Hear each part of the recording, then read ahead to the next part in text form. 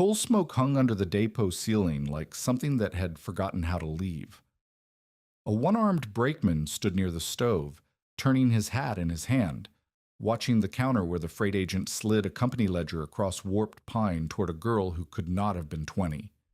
Beside her, a boy pressed close, 10 years old, maybe less, his fingers white where they gripped her sleeve. The agent tapped the page. The girl did not look at the numbers. She looked at the boy. The brakeman heard the agent say something about a shack at the old siding, walls mostly, a roof in the places where it had not lifted, and then the girl's voice, steady and too calm for someone whose hands were shaking.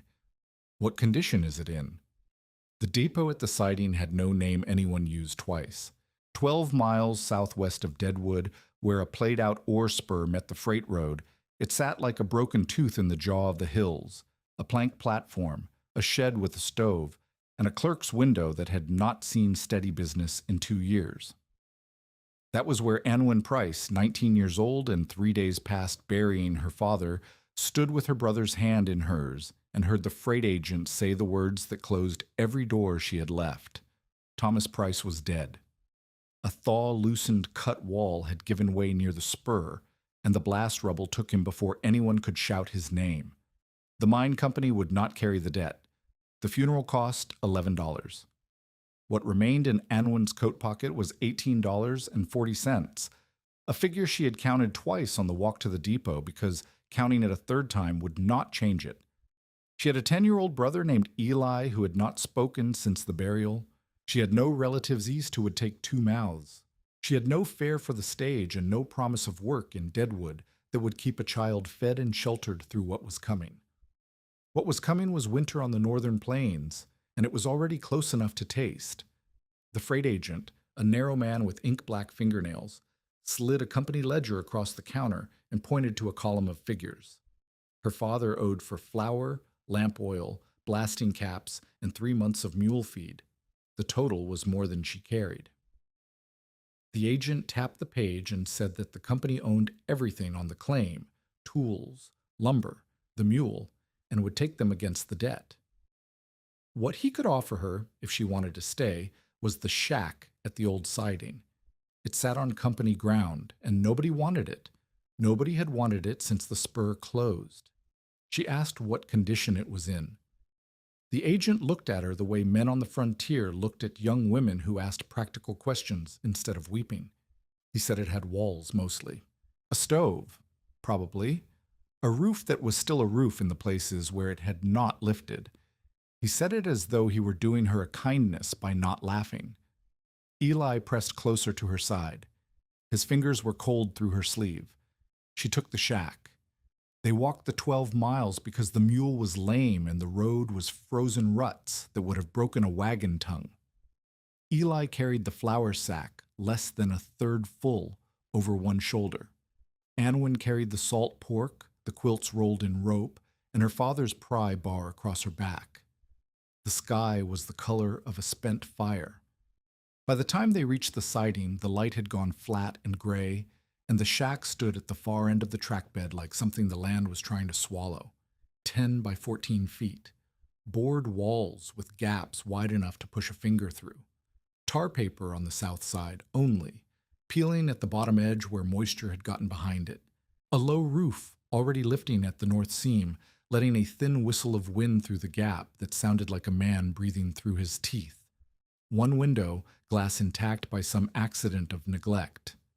A door that closed but did not latch. Inside, a sheet iron box stove, undersized with a pipe that ran crooked through the roof, and a firebox barely large enough for a split log. A plank floor with gaps. No table, no bed frame. Frost already forming on the inside of the north wall where the wind found its way in. Anwin stood in the doorway and did the arithmetic that would govern every decision she made for the next 4 months. She had roughly 1 1/4 cords of mixed fuel, some split wood, some scrap lumber, some twisted pine that would burn fast and leave nothing. A shack this size and this exposure, with walls this thin and a stove this small, would need 5 to 6 cords to carry a hard winter. She had less than a quarter of what she needed. She had $18.40. Cordwood at the nearest supply point cost between $4 and $5 a cord, delivered. She could afford maybe 4 cords if she spent every cent, but then she would have no food, no mule feed, no lamp oil, and no margin for the 100 small emergencies that winter demanded. And delivered wood meant a teamster willing to haul 12 miles to a dead siding for a girl with no credit, which meant a teamster who did not exist. She could not buy her way out. She could not haul enough alone. She could not leave.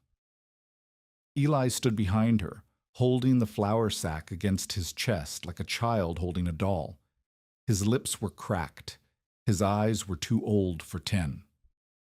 She set the quilts on the floor, opened the stove door, and began feeding in the driest scraps she could find. The iron box ticked and pinged as it heated. The room warmed. For exactly as long as the fire lasted, the room warmed. Then it stopped.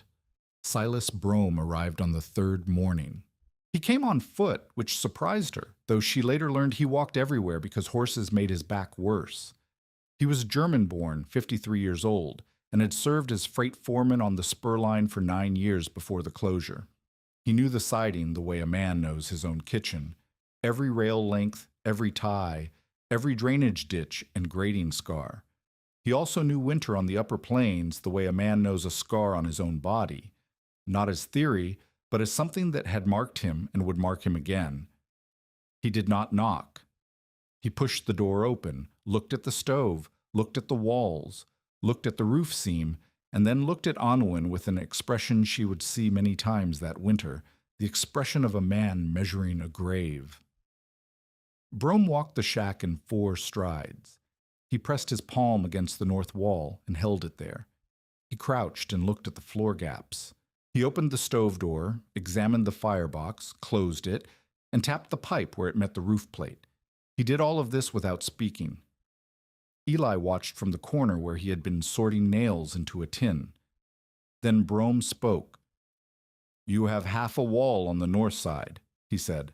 "The tar paper on the south is gone below the second board. Your stove is built for a room half this size. Your pipe seam is already pulling." He pointed at the fuel stacked along the west wall. "That is maybe 1¼ cords, mixed. Half of it is soft pine that will burn in an hour and leave you ash." He looked at her. "You need 5 cords minimum to carry through. Closer to 6 if January comes the way it came in '83. Anwen said she knew. Brome shook his head. "Knowing is not having. You cannot haul 5 cords alone. You cannot buy 5 cords with what is in your pocket. And you cannot borrow 5 cords because no man on this road will extend credit to a girl holding a dead man's debt on a siding the company already wrote off." She asked what he thought she should do. "Board with the Lundgren family at the junction," he said. "They take workers' widows sometimes. It will cost you labor and the boys' labor too, but you will have a roof and a stove that can hold heat." She asked what would happen to the shack. "The shack does not matter," Brome said. "What matters is that you and the boy are alive in April." "The shack matters," Anwen said, "because if I leave it, I lose the claim. And if I lose the claim, I have nothing to work against my father's debt. And if I cannot work the debt, the company owns everything he left, including the mule, and I arrive in Deadwood in spring with a child and no animal and no credit and no name anyone will trust." Brome looked at her for a long time. She thought he might argue. Instead, he said, "You cannot warm emptiness with wanting," and he walked out into the gray morning and did not look back. Anwen stood in the doorway and watched him go. The wind cut through the gap in the north wall behind her. Eli coughed. She had $18.40, a stove too small for the room, walls too thin for the wind, fuel enough for less than 3 weeks of steady burning, and a brother who needed her to solve a problem that Silas Brome, who had survived 9 winters on this ground, had just told her was unsolvable. She closed the door. She fed the stove. The room warmed, and then, as it always did, the warmth fled the moment the fire dropped. and the cold came back as though it had never left. That was the arithmetic. Feed the fire, lose the wood. Save the wood, lose the warmth. Run out of both, lose everything. Unless the fire was not the only answer. The thought did not arrive whole. It came the way most useful thoughts come, in fragments, over days, assembled from things she already knew but had not yet pressed together. The first fragment was the stove itself. She watched it closely now, the way a person watches something they do not trust. She noticed that when she burned hard for an hour, the thin sheet iron sides of the stove glowed a dull red and threw heat into the room like a shout. But the moment she closed the damper or let the fire drop, those thin iron walls cooled so fast she could lay her palm flat on the side within minutes. The room followed. Heat poured in, heat poured out. The stove was a voice that could scream but could not hold a conversation. The second fragment was the brake shoe. She had dragged it inside on the first night, a cast iron block weighing close to 15 pounds, because it had been sitting in the snow and she needed something to prop the door shut. She set it near the stove to thaw. The next morning, when the stove had been dead for hours and the room was cold enough to see her breath, she brushed her hand against the brake shoe while reaching for the kindling box. It was warm, not hot, not glowing, but warm, unmistakably warmer than the stove, warmer than the floor, warmer than anything else in the room that had not been alive. The stove had surrendered its heat hours ago. The brake shoe had kept some. She sat on the floor with the brake shoe in her lap and pressed both palms against it. The iron held a deep, patient warmth that the sheet metal stove had thrown away hours before. And the memory that had been waiting, the memory her father had placed in her hands years ago at a forge in Iowa, rose up and locked into place. She had been 7 or 8. Her father had pulled her close to the forge after the fire was banked and the work was done. He crouched beside her and placed her hand on the iron pan that had been sitting near the coals. It was already cool. Then he moved her hand to the stone slab beneath the forge, a thick piece of native rock that had been absorbing heat all day. The stone was still warm, not from the fire, from the hours of fire that had come before. Not everything that cools fast was ever worth trusting, her father had said. He had not been teaching a lesson. He had been making an observation the way blacksmiths do with his hands to a child who happened to be close enough to feel it. But the child had filed it away the way children file away the things their parents' hands teach them, not in words, but in the memory of warmth where warmth should not have been. Thin metal gives heat fast and loses it fast. Mass holds on. Anwen looked around the shack. She saw the stove, thin iron, quick to heat, quick to cool. She saw the walls, board and air, no mass, no memory. She saw a room designed to make heat and then throw it away as fast as possible. The problem was not the fire.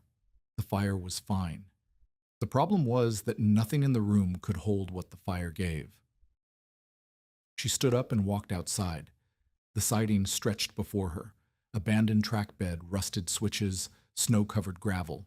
And there, along the grade where the spur had been pulled up, she saw what everyone else had seen and dismissed as junk: cut rail lengths, fish plates, spikes by the bucket, a stack of cast-iron brake shoes abandoned when the spur closed, too heavy to haul for their scrap value, too useless for anything a sensible person could name. Iron, dense, heavy, slow to heat and slow to cool. Hundreds of pounds of it sitting in the snow, free for the taking, because no one on the siding had any reason to want it. No one except a girl who needed her room to remember heat. The idea took shape over the next 2 days. She paced the shack. She measured with her hands. She sketched lines in frost on the window glass. What she imagined was not complicated. It did not need to be complicated. She would build a 3-sided cage of iron around the stove, short rail sections standing upright on stone pads, horizontal lengths lashed with wire and clamped with salvaged fish plates stacked close but not touching the stove skin, leaving air gaps for draft and fuel loading. Behind the stove, where the hottest air rose, she would stack the brake shoes, dense blocks of cast iron that would soak heat like a sponge soaks water. A sheet iron reflector behind the mass would throw radiant heat back into the room instead of letting it bleed through the wall. The floor beneath would be protected with tamped clay and flat stones from the wash. She was not inventing a new kind of fire. She was trying to make the room itself hold on to what the fire gave, so that when the flame died at midnight, the iron would keep giving back warmth through the hours when no one was awake to feed the stove. The gamble was severe, and she knew it. The iron might crack the floor if she could not distribute the weight. Too tight a cage would choke the draft and overheat the flue. Carrying the scrap from the grade would take days of labor in cold that was getting worse. And if she was wrong, if the iron did not hold enough heat to matter, she would have wasted the last fair weather days hauling metal instead of scrounging for wood. She would be worse off than before. She would have traded possible survival for certain failure. But the arithmetic had not changed. She could not get more wood, she could not make the stove bigger, she could not make the walls thicker. The only variable she could change was how long the room held what heat the stove produced. And the iron was there. It was free. It was the one resource on the siding that no one else wanted. She told Martha Keene. Martha was a widow 3 claims over, 41 years old, practical as a nail, and the only woman on the road who had spoken to Anwin since the funeral. She came by with a jar of rendered lard and a look that said she already knew the shack was not enough. Anwin explained what she intended to do. She used her hands the way her father had, placing Martha's palm on the cold stove, then on the brake shoe, and saying, "Feel the difference. That is 4 hours of dead fire, and the shoe is still warm." Martha pulled her hand back. "Iron does not burn," she said. "Wood burns. You need wood, not iron." "I know iron does not burn," Anwin said, "but it holds heat after the fire dies. The stove throws everything away in an hour. If I pack iron around it, the iron keeps the warmth going while we sleep." Martha looked at the stove, looked at the brake shoe, and looked at Anwin with the expression of a woman who has survived enough winters to know that surviving one more requires common sense, not cleverness. "What good is dead iron when the fire dies?" she asked. "That is exactly what I intend to find out," Anwin said. Martha left without arguing further. She did not say Anwin was wrong. She said Anwin was using her back to haul scrap when she should be using her back to haul wood, and that was a choice she could not afford to get backwards. Martha was not cruel, she was frightened, and her fear sounded exactly like the fear Anwin carried in her own chest, the fear that cleverness was just another word for desperation wearing a better coat.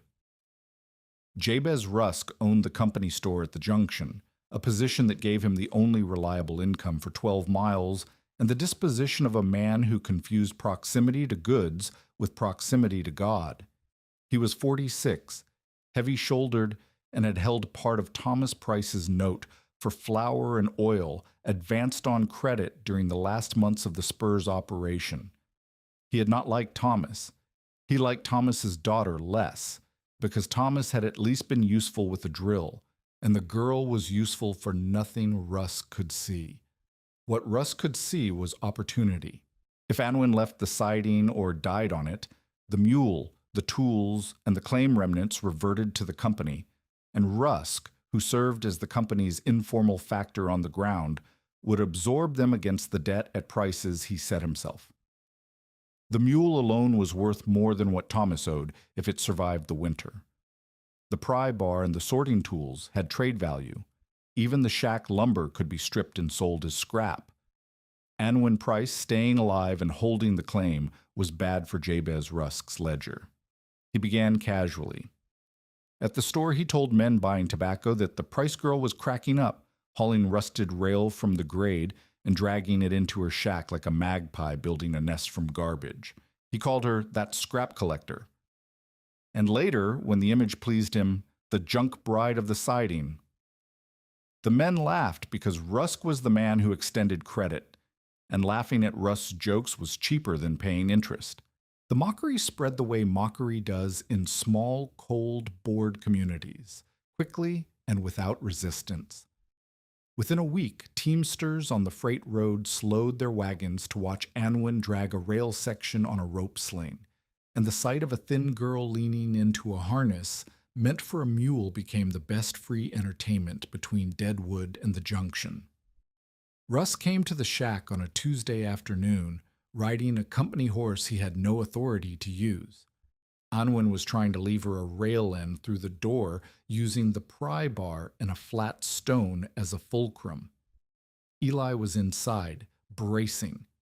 The rail section weighed more than Anwin did, and the door frame was exactly as wide as the section was long, which meant there was no room for error and no room for pride. Rusk sat on his horse and watched. He let her struggle for a full minute before he spoke. "Building yourself a coffin of iron," he said. "Your father at least had the sense to die quick."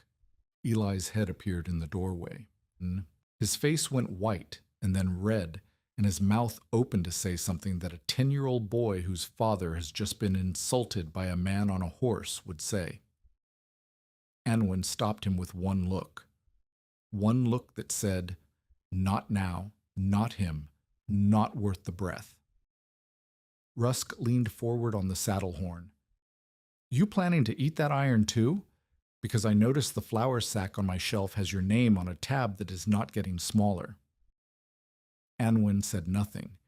She reset the pry bar, repositioned her feet in the snow, and drove the rail end 6 inches further through the door frame. The iron screeched against the boards. "Suit yourself," Rusk said. He turned the horse.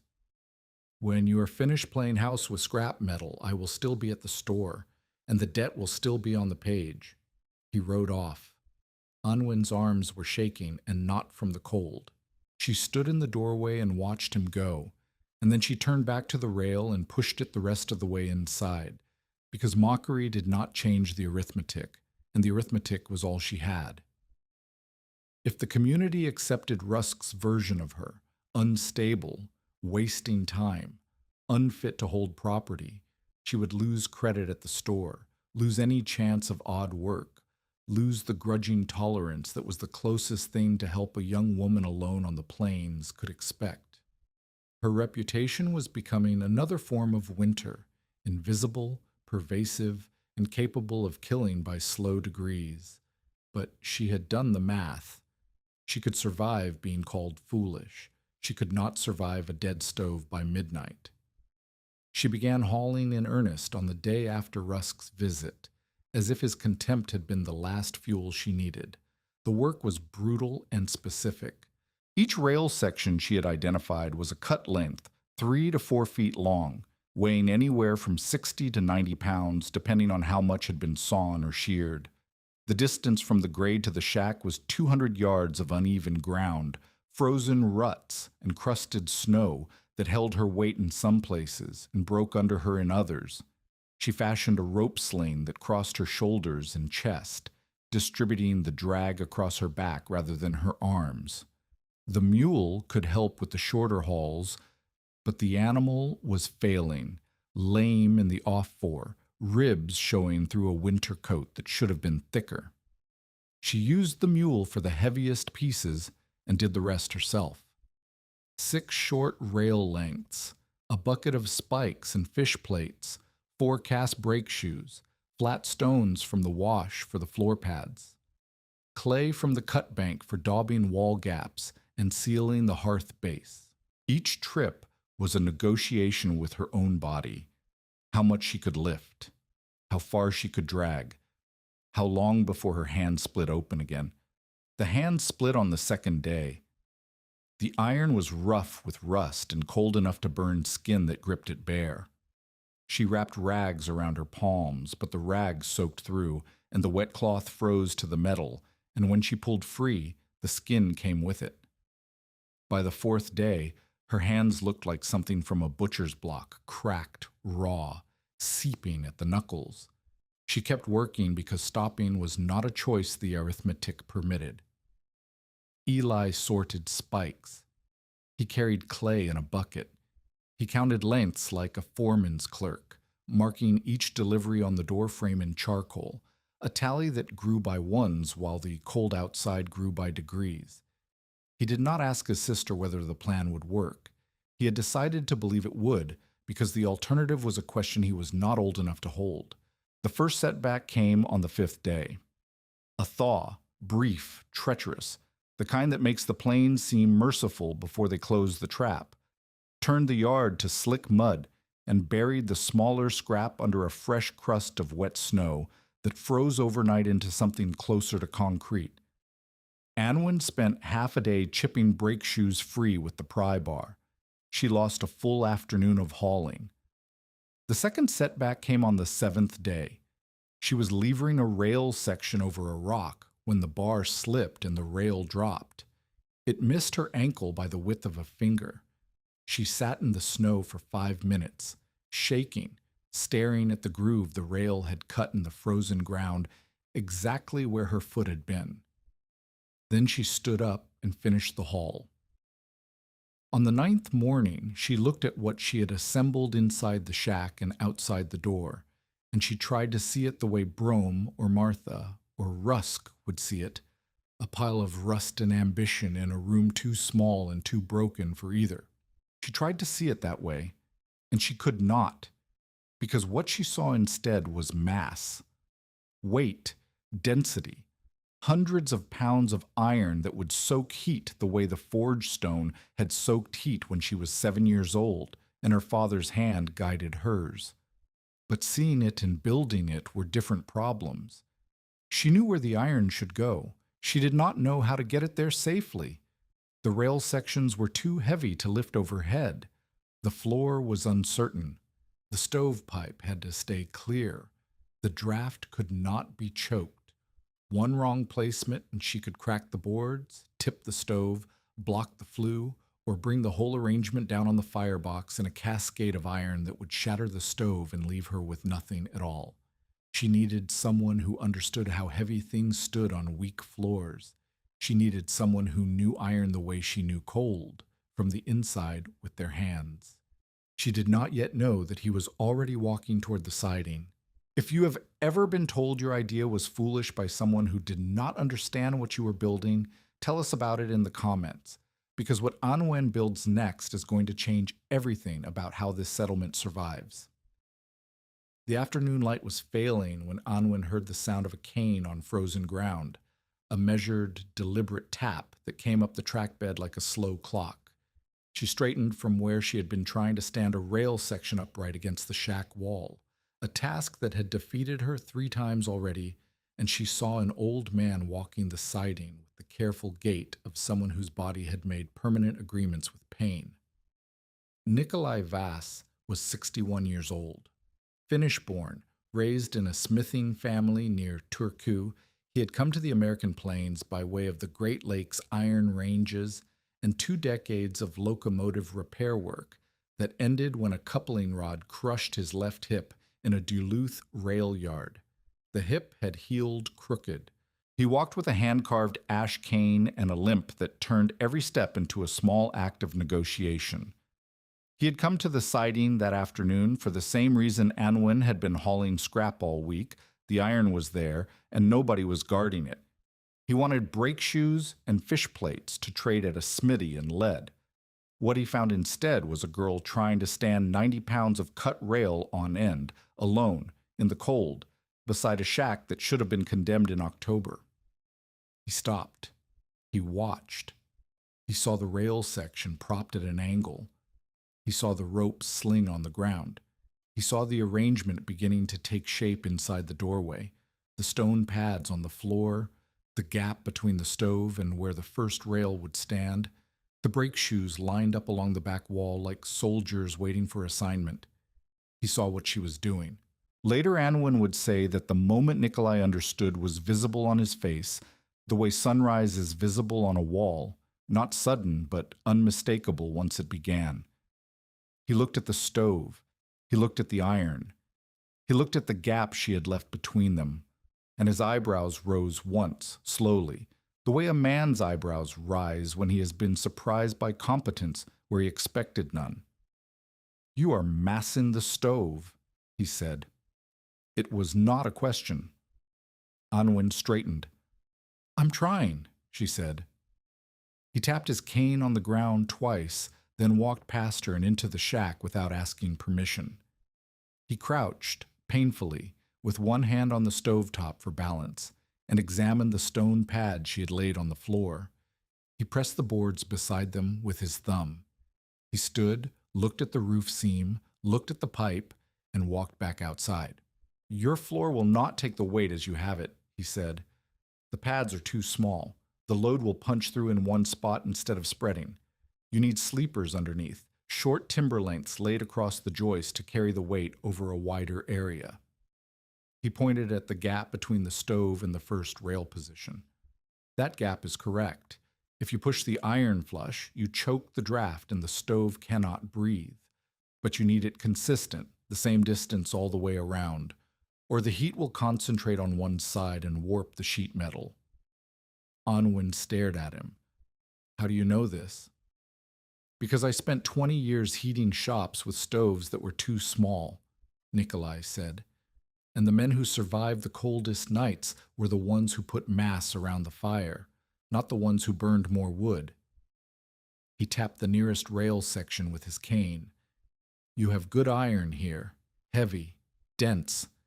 It will hold heat longer than you think, if you load it correctly and fire it correctly. But if you build it wrong, you will crack your floor, block your flue, and burn this shack to the ground with yourself inside it." He looked at her hands, the cracked, raw, bleeding hands of a girl who had been hauling iron for 9 days without help. "I'm not here to save you," he said, "but I will show you how to keep this from killing you because you are the first person on this siding who has had an idea worth showing." The wind picked up. Snow began to spit from the northwest. Inside the shack, Eli pressed his face to the window and watched the old man with the cane bend over the stone pads, and for the first time since his father died, the boy's mouth moved into something that was not grief. It was not yet trust, but it was close. Nikolai did not move into the shack. He did not offer charity, and Anwen did not ask for it. What he offered was knowledge delivered through his hands, and he offered it the way a man offers a match to someone whose fire has gone out, not because he owes them warmth, but because the cold is everybody's enemy, and competence deserves an answer. He came the next morning before the light was fully up. He brought a handsaw, a length of rope, a small square of carpenter's chalk, and a canvas roll of tools that clinked when he set it on the floor. He also brought a sack of dried beans, which he placed on the table plank without comment. Anwen looked at the beans. Nikolai looked at the floor. "Show me your pads," he said. She showed him the flat stone she had laid beneath where the first rail uprights would stand. He crouched slowly, with one hand gripping the stove edge, and pressed his thumb into the board beside each stone. The boards flexed. He shook his head. "Your joists run east to west," he said.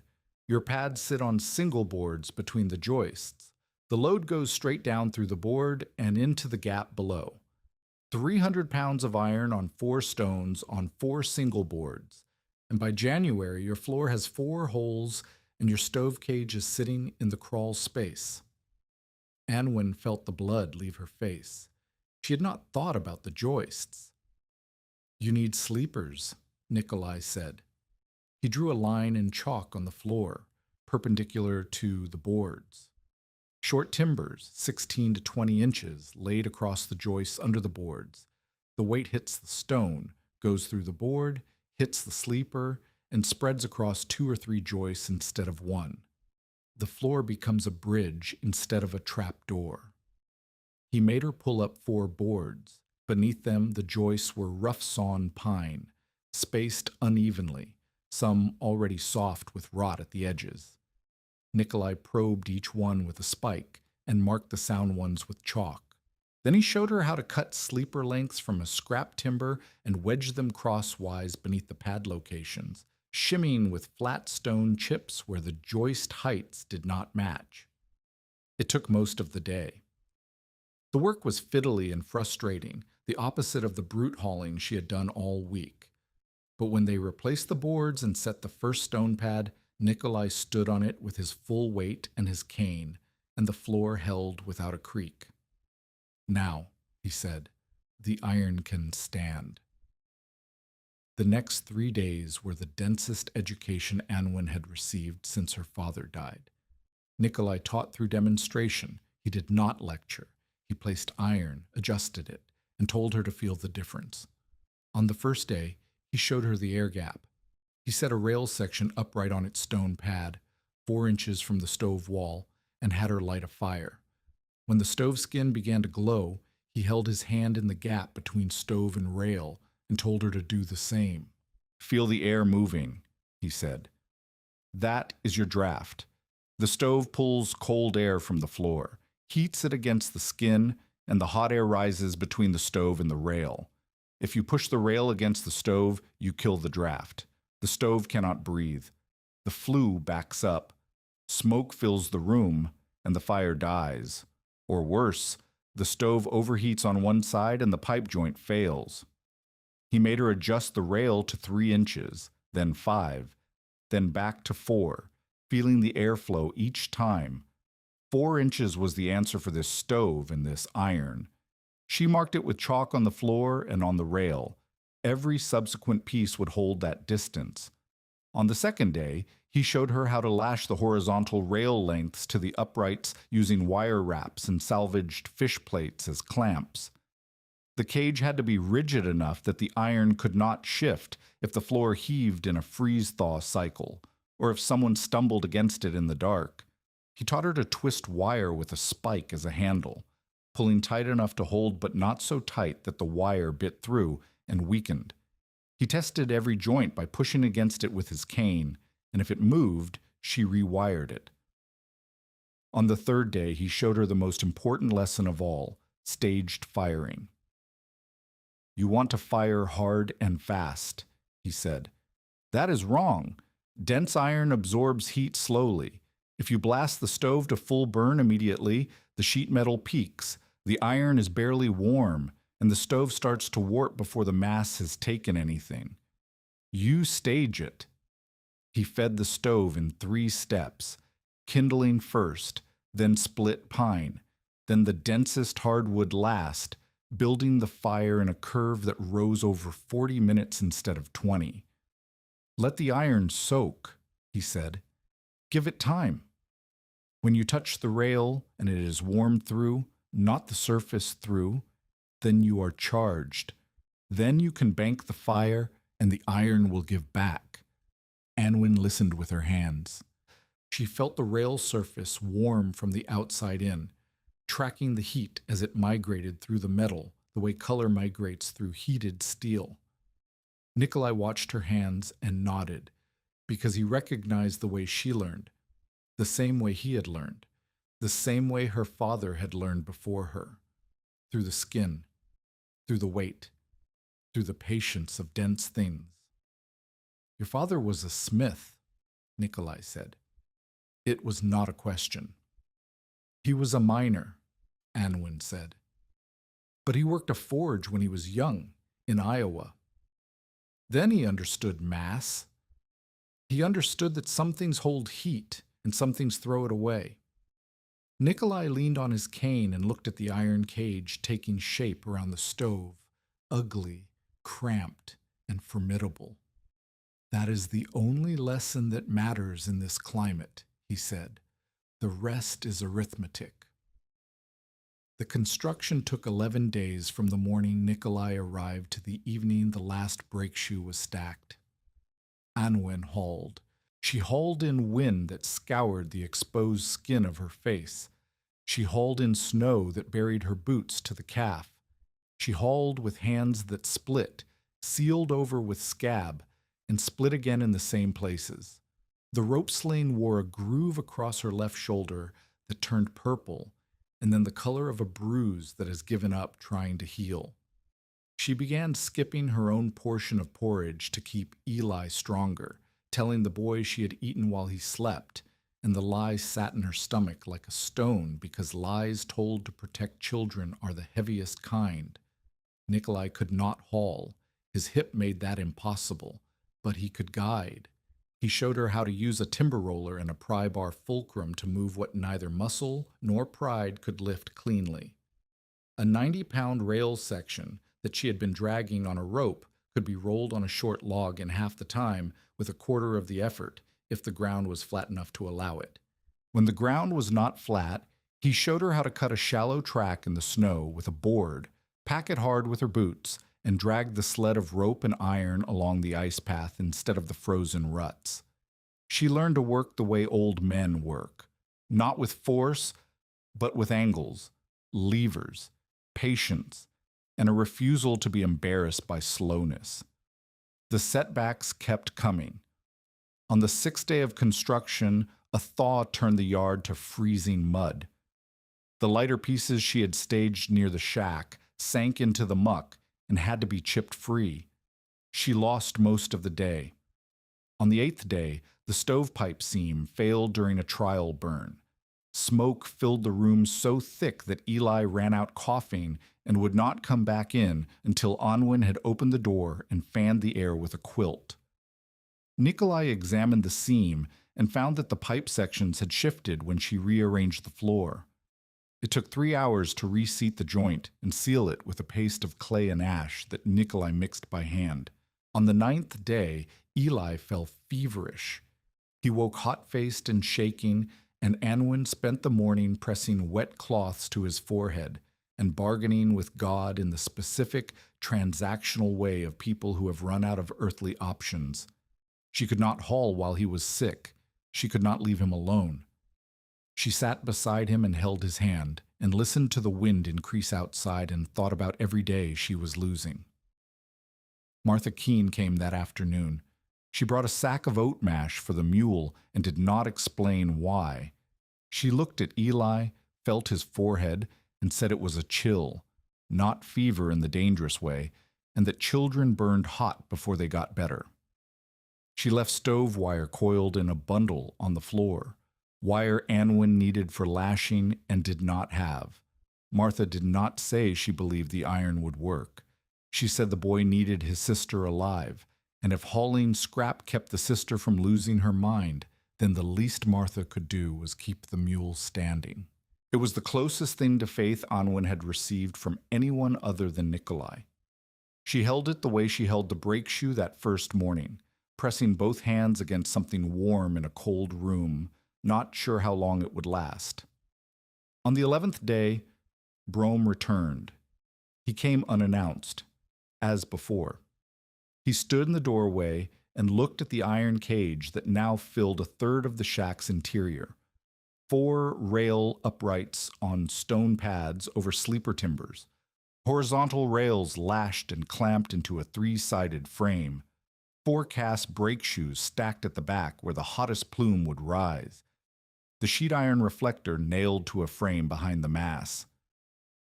The floor was protected with tamped clay and flat stones. The stove sat in the center of the cage like an animal inside a rib cage made of rust. Brome said nothing for a long time. Then he pressed his palm against one of the rail uprights, the way he had pressed his palm against the north wall on his first visit. The iron was warm, not hot. The fire had been banked for 2 hours, but warm, unmistakably warmer than the wall, the floor, or the stove skin. "How long since the fire was full?" he asked. 2 hours, Anwen said. Brome pulled his hand away. He looked at the ceiling, the wall frost line, the window glass. "The room is warmer than it should be," he said. He did not sound pleased. He sounded like a man who had made a diagnosis and discovered the patient inconveniently refusing to die on schedule. "That is the iron," Anwen said. "I can see it is the iron." He straightened. "A pleasant room while the fire is recent proves nothing. What matters is what happens at 3 in the morning when the fire has been dead for 4 hours and the wind is coming off the hills at 30 miles. I know, Anwen said. Do you? Brome looked at Nikolai, who was sitting on an upturned bucket in the corner, carving a new cane tip. Did you put her up to this? She was already building when I arrived, Nikolai said. I kept her from crushing her own floor. Brome grunted. He walked out without saying whether the cage would work or whether the girl was a fool. He left behind only the expression on his face, the expression of a man who had just seen something he could not dismiss as easily as he wanted. By the last week of December, the iron cage stood complete, and the shack looked like something between a machine room and a coffin. The rail uprights crowded the interior. The horizontal lashings made shadows like bars across the ceiling when the stove was lit. The brake shoes at the back sat in a stack that reached nearly to Anwen's shoulder, dense and dark, and radiating a warmth that felt less like heat and more like patience. Even Anwen was afraid of it. She had built a thing she was not entirely sure she understood, and the gap between building and understanding was the space where fear lived. Nikolai insisted on systematic testing. He had Anwen mark a board with charcoal, columns for start time, fuel amount in estimated pounds, time until the fire reached full burn, time until coals only, time until the stove skin cooled to the touch, time until the rail surface cooled to the touch, and time until the room air chilled enough to see breath. He made her run 3 trials over 3 evenings, each with a measured amount of fuel, and he read the results with her by lamplight. The first trial, she burned roughly 8 pounds of mixed fuel over 90 minutes. The stove skin cooled to the touch within 40 minutes of coals. The rail surface stayed warm to the touch for 2.5 hours after that. The room held enough warmth that frost did not form on the inside wall line until nearly dawn. Eli slept 1 full, uninterrupted stretch for the first time since they arrived. The second trial. She burned less fuel, roughly 6 pounds, but fired it slower, following Nikolai's staging method. The results were better. The mass soaked more evenly. The brake shoes at the back were still warm to the hand 3 hours after the fire died. The room never reached the bone-deep cold that had woken Eli crying in the first week. The third trial. She pushed it. She burned the 6-pound staged, then banked the coals hard and let the stove go dead. She wanted to know the limit, how long the iron would carry the room with nothing. The answer was not forever, but it was long enough to matter. At 4 hours after dead coals, the room was cold, but not killing cold. The iron had bought them a margin that wood alone could never have provided. Nikolai looked at the charcoal board and said, "You have cut your fuel consumption by close to 1/3 for the same overnight warmth. If you fire correctly and bank correctly, your wood will carry you further than Brome calculated. Whether it will carry you far enough depends on how long the worst cold lasts and how bad it gets." Anwen asked how bad it could get. Nikolai looked at her with the expression of a man who has been asked a question he does not want to answer honestly. "In '83, he said, "I watched 3 men die in a bunkhouse with a stove twice the size of yours. They had fuel. They had fire. But the air was so cold it took the heat out of the room faster than the stove could make it. The walls were bored, like yours. No mass. The room died around them." He paused. "If a front like that comes through this siding, your iron will be tested harder than any trial we can run. I do not know if it will hold." "But it is better than not having it," Anwen said. "Everything is better than not having it," Nikolai said. "The question is whether better is enough." Outside, the sky had taken on a clarity that anyone who had survived a Dakota winter knew to fear, brittle, pale, depthless, the light of a sky emptying itself of moisture before filling itself with wind. The barometer Nikolai kept in his coat pocket, A small brass instrument he treated like a prayer book had been falling for 2 days. He told her the reading, and she did not know barometric numbers the way he did, but she knew what his face meant when he looked at the dial. Something was coming, something worse than any trial. The storm broke on the morning of January 9th. It did not arrive the way storms arrive in stories, with warnings, with time to prepare, with a dramatic moment of first contact. It arrived the way death arrives in winter on the upper plains, suddenly, totally, as though the world had made a decision while everyone was sleeping, and by the time they woke, the decision was already final. Anwen woke to silence, not the silence of calm, but the silence of pressure, the silence of air so thick and heavy and cold that sound itself had been crushed. She lay in the dark and felt the absence before she understood it. The wind had not started yet. The stove was banked. The room was cold but not cruel. Everything was wrong, and she did not know why until she opened the door. The sky was not there. In its place was a wall of gray-white that had no top and no bottom and no distance. The ground was there, barely, but the horizon was not. The air tasted of metal and ice.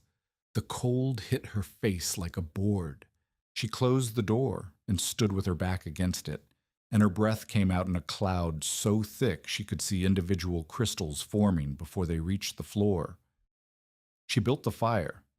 She staged it the way Nikolai had taught her, kindling first, then split pine, then the densest hardwood she had, a few sticks of oak salvaged from a broken wagon tongue that Eli had found near the grade. She built it slow, and she built it deliberate, watching the stove skin brighten from black to dull red, watching the heat climb the rail uprights in a wave she could feel with her palm. The brake shoes at the back began to take heat within the first 20 minutes. By the time the fire was at full burn, the cage was warming the room from every surface. The wind arrived at noon. It did not build. It slammed. One moment the air was still and heavy, and the next moment the shack groaned like a ship taking a wave broadside. The north wall, the one Brome had tested with his palm, the one with gaps wide enough for a finger, became a sieve. Cold air poured through the boards like water through a screen. The tar paper on the south side snapped and cracked. The roof seam opened and closed with each gust, breathing snow into the room in fine white gusts that settled on the floor and on the quilt and on Eli's hair, where he sat curled against the south wall with his blanket pulled to his chin. Anwen fed the stove. She fired harder, pushing in the oak and the last of the good pine, building heat the way a man builds a wall, course by course, load by load, racing against the cold that was pouring through every gap the shack had to offer. The iron soaked it.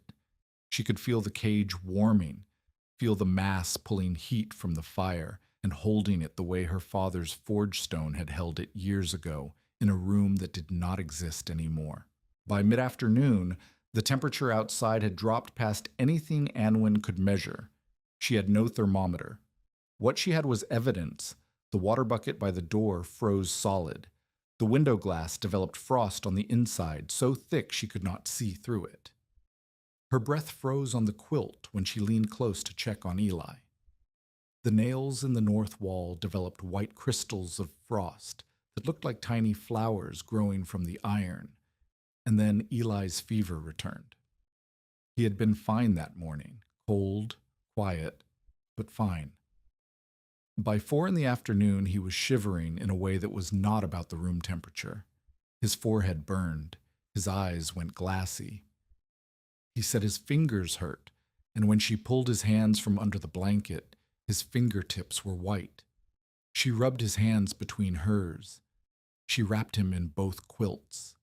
She moved him closer to the cage, close enough that the radiant heat from the rail uprights fell on his face like weak sunlight. She heated water in the one pot they owned and made him drink it. His teeth chattered against the rim. Outside, the wind screamed. Inside, the stove burned. Between them, the iron cage did the only thing it was designed to do: hold the heat, hold the heat, hold the heat. At 8 in the evening, the mule collapsed in the lean-to. She heard it go down, a heavy, meaty sound, a body hitting frozen ground. She fought the door open against the wind and found the animal on its side in the narrow shelter, ribs heaving, eyes rolled to white. The lean-to was open on the east end, and the wind had turned it into a funnel. Snow had drifted 2 feet deep against the mule's legs. The animal was not dead, but it was dying the way animals die in cold, slowly, by degrees, giving up heat from the extremities inward until the core could not hold. She could not move the mule. She could not save the mule. She backed out of the lean-to and closed the door and leaned against it and pressed her fists against her eyes, because the mule was the last piece of her father's property that was still alive, and she did not have time to grieve it. At 10 in the evening, the stovepipe began to glow. She saw it first as a discoloration, a dull orange ring at the seam where the lower section met the upper, right at the point where the pipe passed through the roof plate. The fire was too hard. She had been pushing fuel because Eli was sick and the wind was worse, and the fear in her chest said, "Burn, burn, burn everything you have." But the pipe was sheet metal, thinner than the stove body, and the heat was concentrating at the joint. If the pipe failed, smoke would fill the room.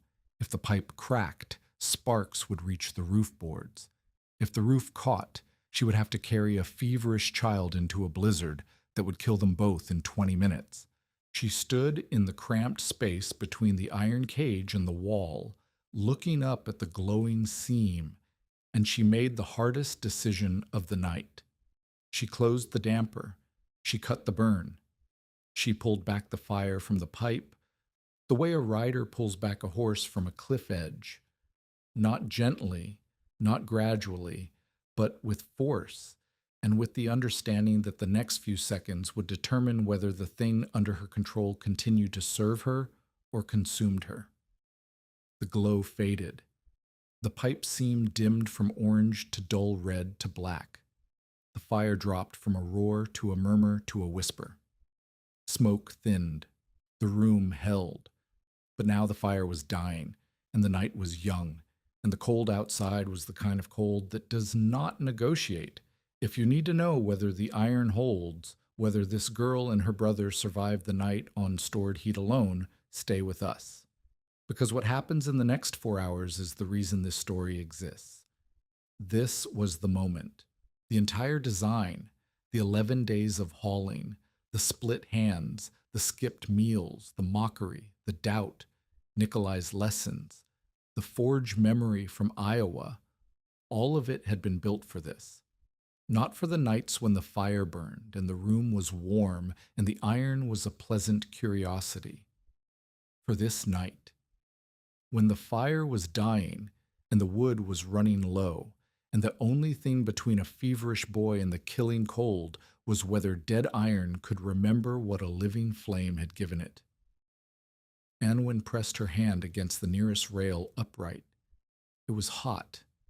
Not warm, hot. The iron had soaked 4 hours of hard firing, and the density of the metal had stored that energy the way a stone wall stores the heat of a summer day. She moved her hand to the brake shoes at the back. Hotter still. The cast iron blocks were radiating a deep, patient heat that she could feel on her face from 2 feet away. She checked the stove. The coals were banking down. She had enough wood for 1 more hard firing, maybe 2 if she split it thin and burned it fast. But Nikolai's lesson held her. Do not fire again until the mass has released what it holds. Let the iron work. Trust the iron. She did not trust the iron. She trusted the arithmetic. She trusted the memory of her father's hand on the forge stone. She trusted the 11 days of evidence on the charcoal board. She did not trust anything so much as she feared the alternative, which was running out of fuel by midnight and having nothing left to burn at 3 in the morning when the cold would be at its worst. She let the fire die. The room did not plunge. That was the first proof. In every night before the cage, the room temperature had collapsed within an hour of the fire dropping, a falling sensation, like the air itself was sinking into a well. This time the fall was slower. The air cooled, but it cooled the way water cools in a heavy pot, reluctantly, protesting, releasing what it held degree by degree rather than all at once. At midnight, 2 hours after she pulled the fire back, Anwen held her hand over the water bucket by the bed. The water was cold but liquid. Before the cage, it would have been skim ice by now. She checked Eli. His fever was still hot, but his shivering had eased. The radiant heat from the cage was falling on his quilts in a steady, invisible wave. At 2 a.m, she pressed her hand against the rail upright again, still warm, cooler than before, but warm, unmistakably warm, stubbornly warm, warm in a way that sheet iron could not be 2 hours after a dead fire, warm in a way that only mass could explain. The brake shoes at the back were cooler still, but still giving off heat she could feel on the inside of her wrist. The room was cold, not warm, not comfortable, cold, but not the killing cold, not the cold that stiffens fingers and stops hearts and turns sleeping children into bodies by morning. It was the cold of a room that was losing a fight slowly instead of losing it all at once. And slow mattered. Slow was the difference between life and death on the plains, because slow meant that when she did burn the last good hardwood at 3 a.m, the fire would not have to start from nothing. It would start from something, from a room that the iron had kept alive. She lit the last oak at 3:30. She burned it hot and fast, a 20-minute blaze that drove heat into the mass again, and the cage accepted it the way a sponge accepts water, greedily, deeply, pulling the warmth out of the air and into the dense iron where it would stay. By the time the oak was coals, the room was warm enough that Eli's face had lost its white edge, and his breathing had steadied into something that sounded less like survival and more like sleep. She sat on the floor between the cage and the wall, her back against the rail, feeling the iron's warmth through her coat. Her hands ached, her shoulder ached, her eyes burned from smoke and sleeplessness. She had not eaten since morning, but the room was holding. The iron was holding. The thing she had built from scrap and memory and a dead man's lesson was doing what she had asked it to do. Dawn came gray and vicious, the blizzard still screaming, the world outside the window erased. But inside, the room was alive. Eli slept. The brake shoes still held warmth. The water bucket was cold but not frozen. Anwen touched the iron and felt what remained, not heat, not any more, but a residual warmth that was deeper than the surface. A warmth that lived in the interior of the metal, the way memory lives in the interior of a person. It was fading. It would be gone by noon if she did not fire again. But it had carried them through the worst hours. It had done what wood alone could not. At mid-morning, the shack door burst open. A man fell through it. Fell, not walked, because the wind caught the door and threw him forward as though the storm had been carrying him like a parcel and was now delivering him to the only warm surface it could find. He was from the Cutbank cabin 1/2 mile east, a placer miner named Drury, and his ears were white with frostbite, and his hands were shaking so badly he could not close the door behind him. Anwen closed it. She sat him by the cage. She heated water. Drury said his stove had gone cold at midnight. His cabin was board walls, no mass, no insulation. The fire died, and within 2 hours the room was unlivable.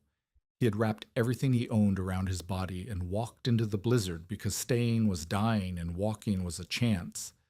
He had found the siding by following the telegraph wire with one hand, in the dark, in the wind, feeling the wire posts like a blind man feeling a wall. He pressed his hands against the rail upright, and his face did something that Anwen had never seen a grown man's face do. It crumpled. Not because of the warmth, though the warmth was real, because of what the warmth meant, that someone had solved the problem that had nearly killed him, and the solution was standing in the room like a cage of black iron, ugly and plain and radiant with life. "How?" he said. His lips were cracked and the word came out split in half. "Iron holds heat," Anwen said.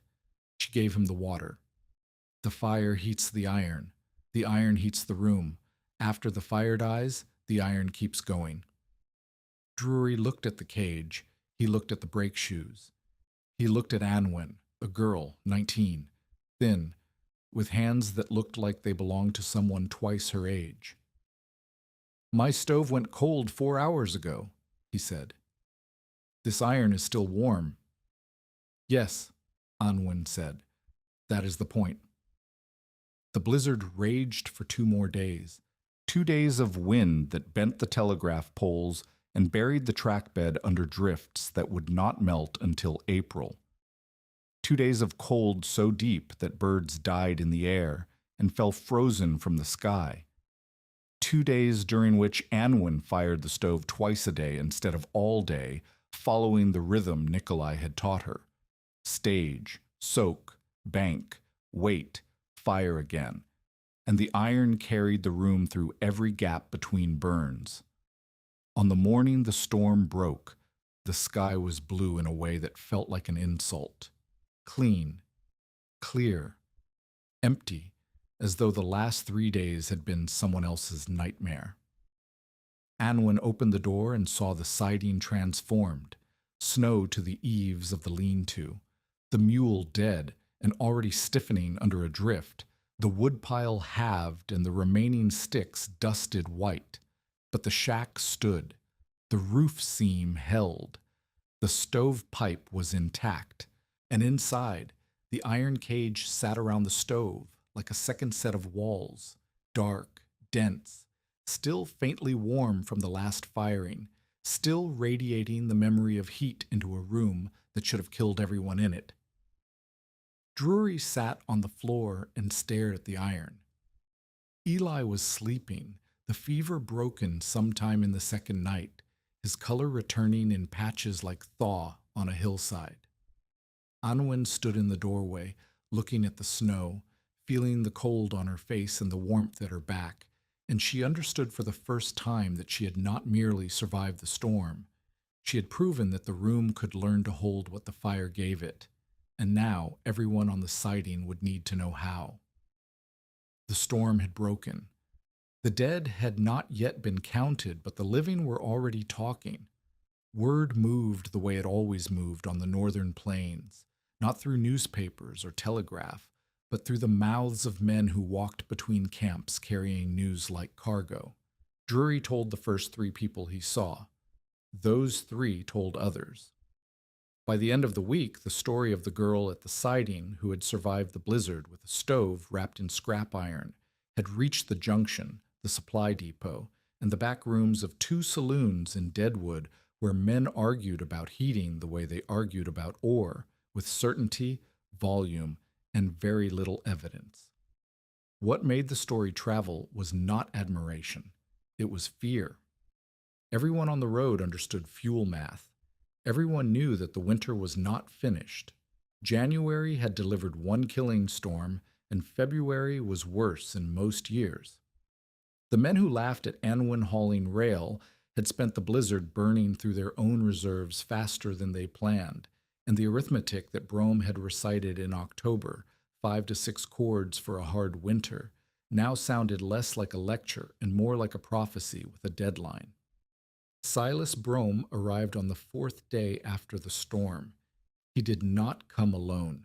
He brought a man named Pettigrew, a carpenter from the junction who built bunkhouses for the mining outfits and who understood load-bearing in a way that Brome respected.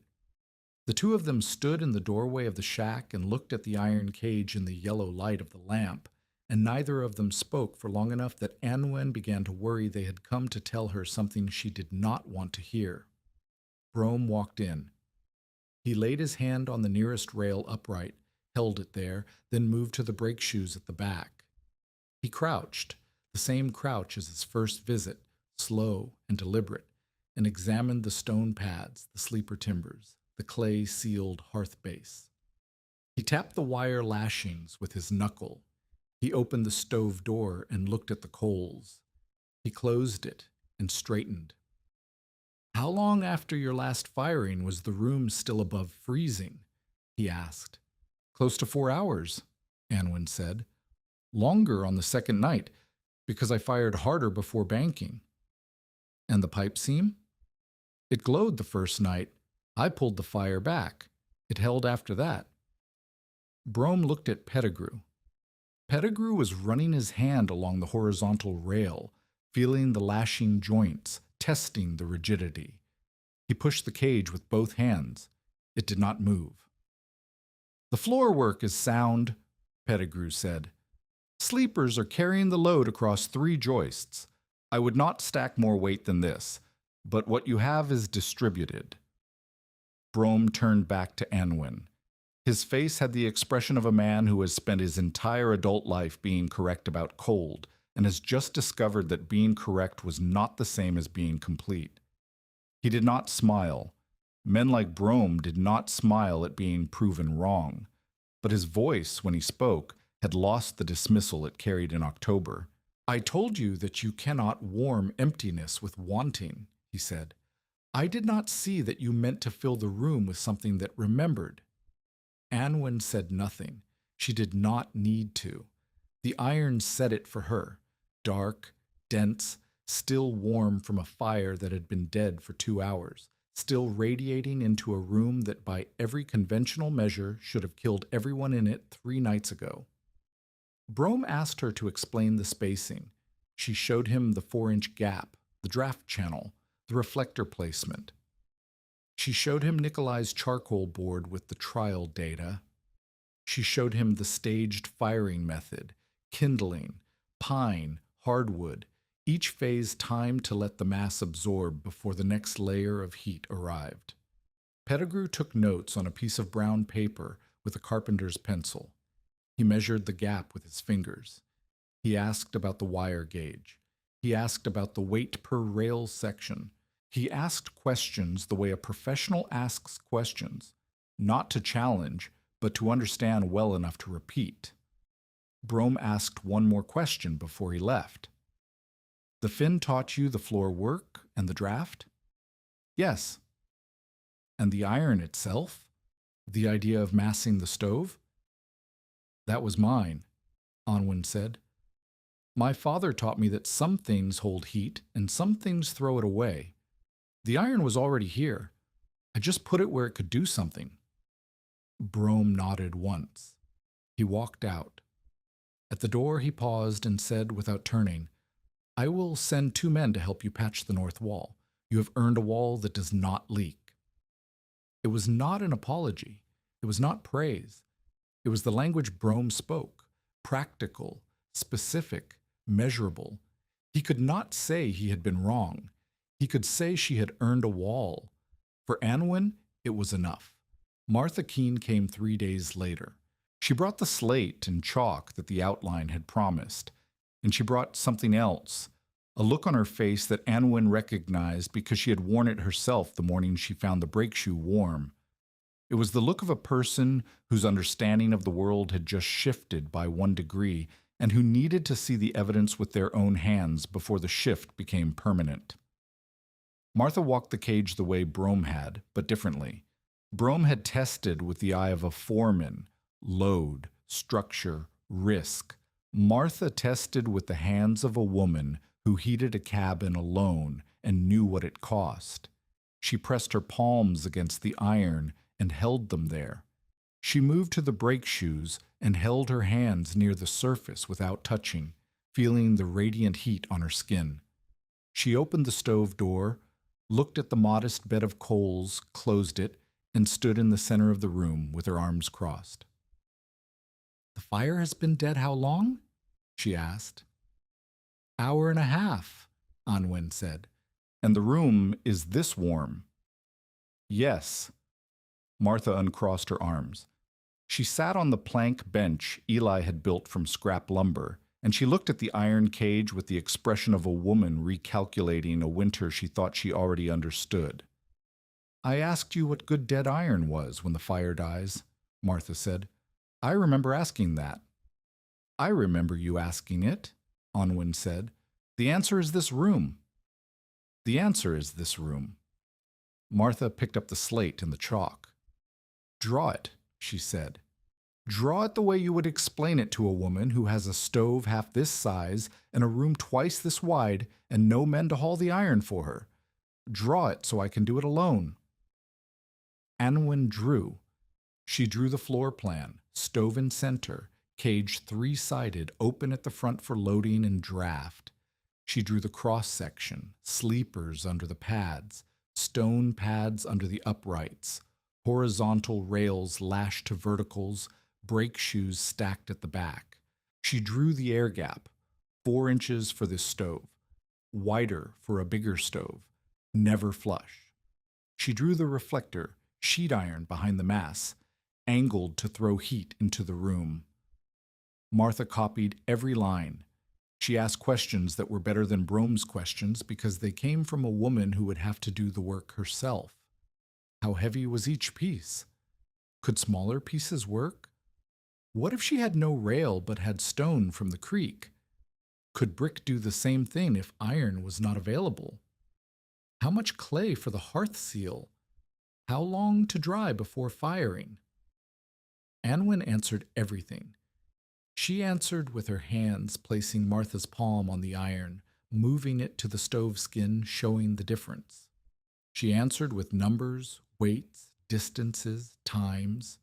She answered with warnings, never flush to the stove, never more weight than the floor can carry, never seal the draft channel, never trust a pipe seam you have not checked. Martha left with the slate full, and her expression changed.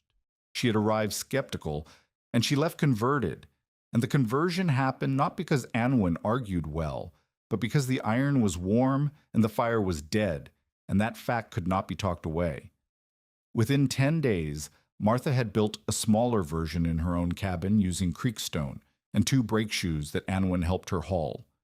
It was rougher, lighter, and less formidable than Anwen's cage, but on the first test night, Martha reported that her room held warmth an hour longer after banking than it ever had before. The word spread further. Men came first because men came to everything first on the frontier, not because they were braver, but because they assumed they were entitled to information before anyone else. They stood in Anwen's shack and looked at the cage and asked questions that ranged from intelligent to insulting. A placer miner named Farley wanted to know if the iron would poison the air. A teamster named Grubb wanted to know why a girl knew more about stoves than men who had been heating cabins for 20 years.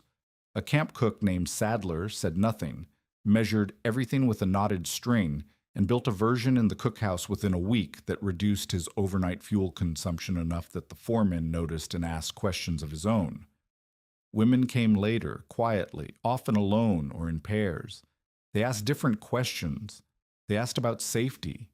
Could the iron fall on a child? Could it crack and throw sparks? What happened if you touched it in the dark? They asked about scale. Could it work in a room with a baby? Could it work in a house with board walls and no floor, just packed earth?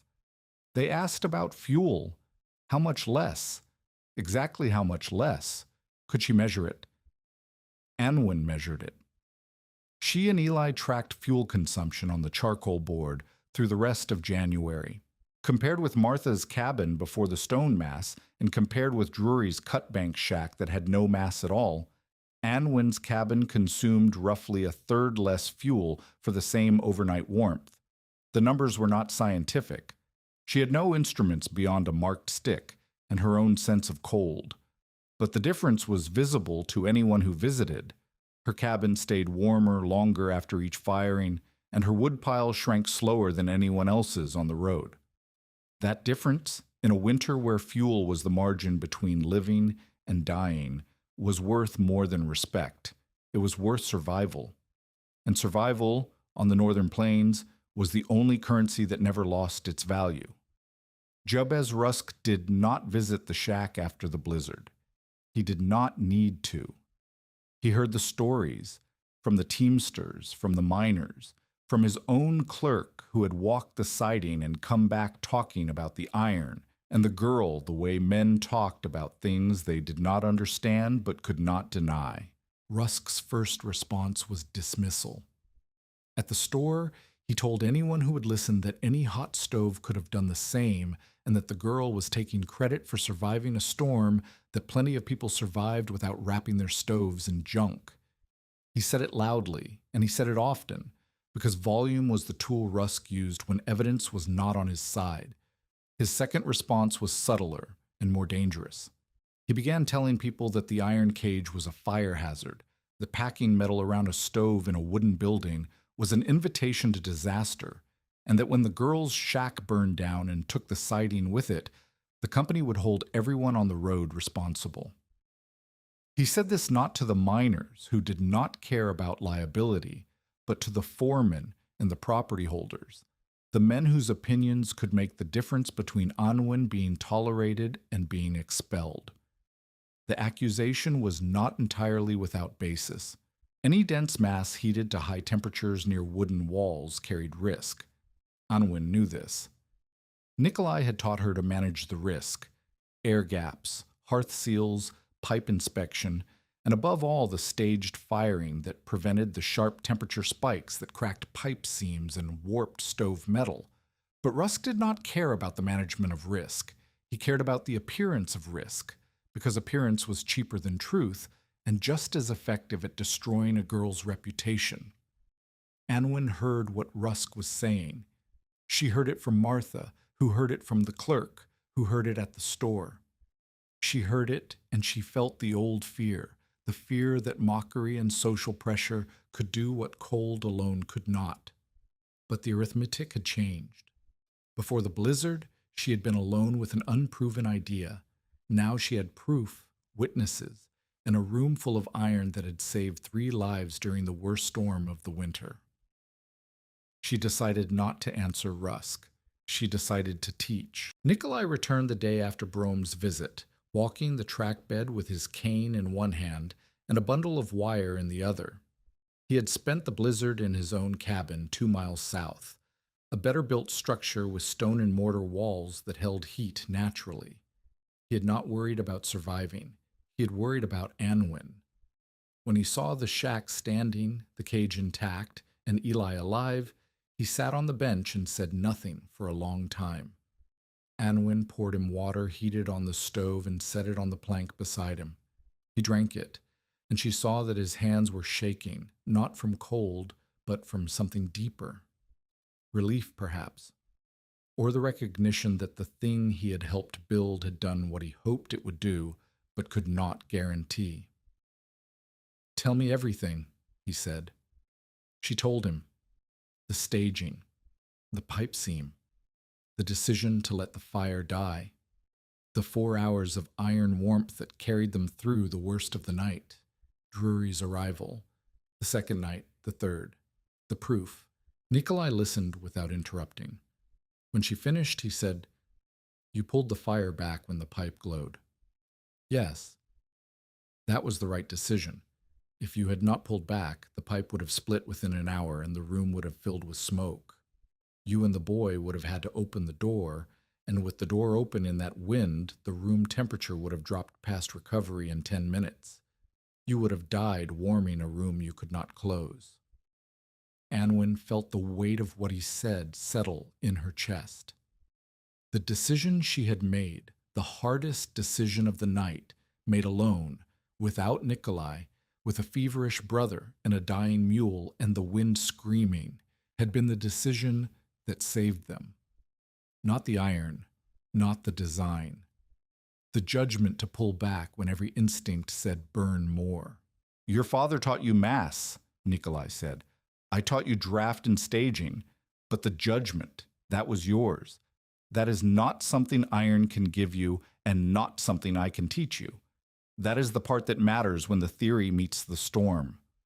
They sat together in the warm room, the iron ticking softly as it cooled, and the silence between them had the quality of a silence between two people who have built something together and survived its first test. It was not a father-daughter silence, though Nikolai was old enough and she was young enough for that comparison. It was the silence of collaborators who had staked their reputations on the same structure and now knew that the structure held. Over the following weeks, they refined the design together. Nikolai suggested stone plinths beneath the stove legs to raise the firebox and improve air circulation under the grate. Anwen redesigned the rear shielding to create a wider air channel behind the brake shoes, allowing heat to circulate up and over the mass instead of pooling against the back wall. They experimented with different scrap arrangements, lighter configurations for smaller rooms, heavier builds for larger spaces. They discovered that combining iron with stone or brick, where rail scrap was scarce, produced a slower but more sustained heat release, because stone absorbed heat more gradually than iron and released it over a longer period. They argued, too.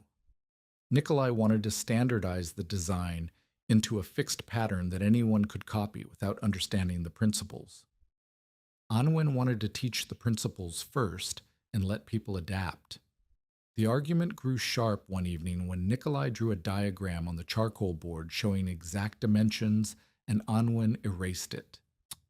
"If they follow your diagram without understanding draft," she said, "they will choke the stove in any cabin where the flue draws differently.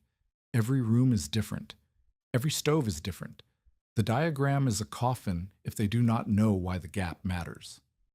Nikolai struck the floor with his cane. "They will not learn the principles. They are miners and teamsters and women who are afraid of iron falling on their children. They need a picture they can follow. If the picture is correct for most rooms, it will save most lives." "And kill the rest," Anwen said. They stared at each other across the charcoal board. Nikolai's jaw was set. Anwen's arms were crossed.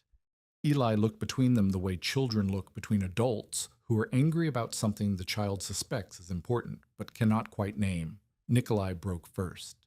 Not because he was wrong, but because he recognized in Anwen's stubbornness the same quality he had recognized on the first day, a commitment to understanding that went deeper than utility. She was not building a product. She was teaching a principle, and the principle, like the iron, held longer than the shortcut. "Teach them your way," he said, "but draw the diagram too, for the ones who cannot learn." She drew it. She drew it on Martha's slate, on brown paper, on the inside of a shingle with a charcoal stick. She drew it, and she taught the principles alongside it, and the people who came to learn received both, the picture and the understanding behind it. In early March, the snow still deep but the light changing, Nikolai went south to the junction for wire and flux. The walk was 5 miles each way, and his hip had been worse since the blizzard. The cold had settled into the joint, the way cold settles into old iron, deep and reluctant to leave. Anwen told him to wait. He told her he had been walking on a bad hip for 9 years and would walk on it until it stopped him or he stopped. He made the walk. He bought the wire. He started back in the afternoon with the light behind him and the track bed icy under his cane. He fell 2 miles from the siding. The cane found ice. The hip gave out. He went down on the track bed and could not rise. He crawled to a tie stack and sheltered against it, but the cold was already working, and by the time a freighter found him at dusk, he had been on the ground for 3 hours. Anwen heard the wagon before she saw it. She ran to the road and found Nikolai in the back of the freighter's box, wrapped in a horse blanket, his face the color of ash and his hands clenched on his chest. His left leg was turned at an angle that made Eli look away. They carried him into the shack. Anwen built the fire. The iron cage did what it had been built to do. It turned a brief, hard firing into hours of steady warmth that kept the room alive while Nikolai lay on the floor and breathed in shallow gasps that sounded like paper tearing. He did not die that night. He did not die for 11 days. The hip, already broken once and healed crooked, had fractured again in the fall, and the cold had deepened the damage into something that even a younger man's body would have struggled to repair. He lay on the floor of the shack, beside the iron cage he had helped build, and he taught Anwen the last things he had to teach, not about iron or draft or staging, but about the spaces between them. "When I am gone," he said on the 6th day, his voice thin as wire, "you will want to build the way I showed you. Fixed, standard, safe, and you will be wrong to do it, because you already know more than I taught you. You learned it the night the pipe glowed and you pulled the fire back. Trust that. Trust the judgment, not the diagram." On the 11th day, in the early hours before dawn, with the iron still warm beside him and the stove banked low and the room holding its heat the way he had taught it to hold, Nikolai Vass died.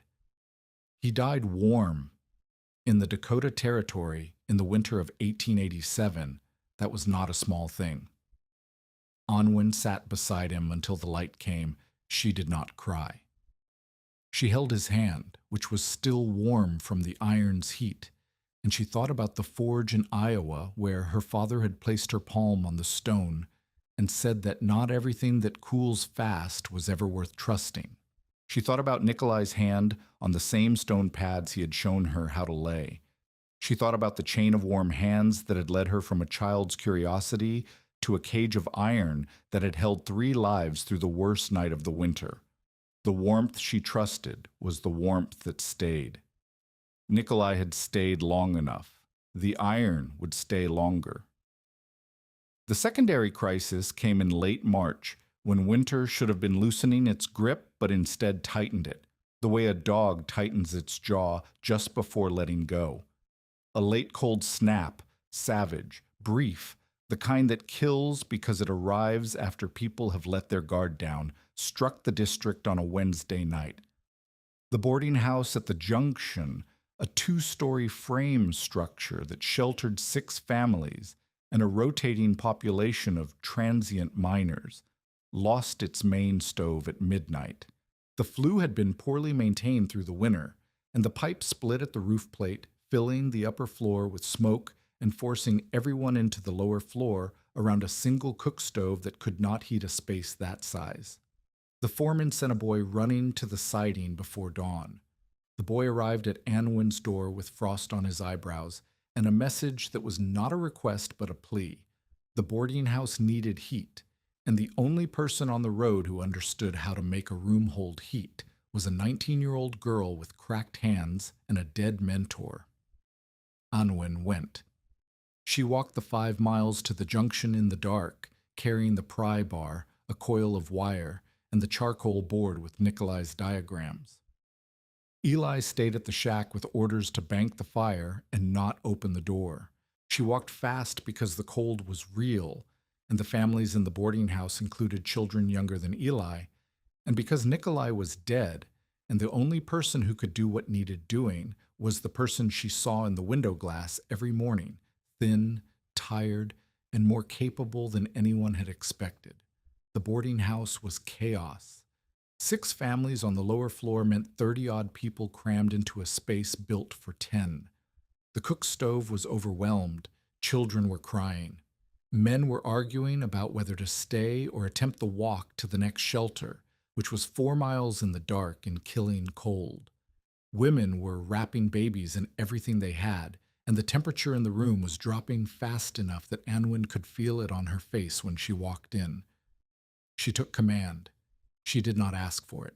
She walked into the room and looked at the cook stove and the walls and the floor and the bodies pressed against every surface, and she began giving instructions in a voice that did not shake because shaking would have wasted time.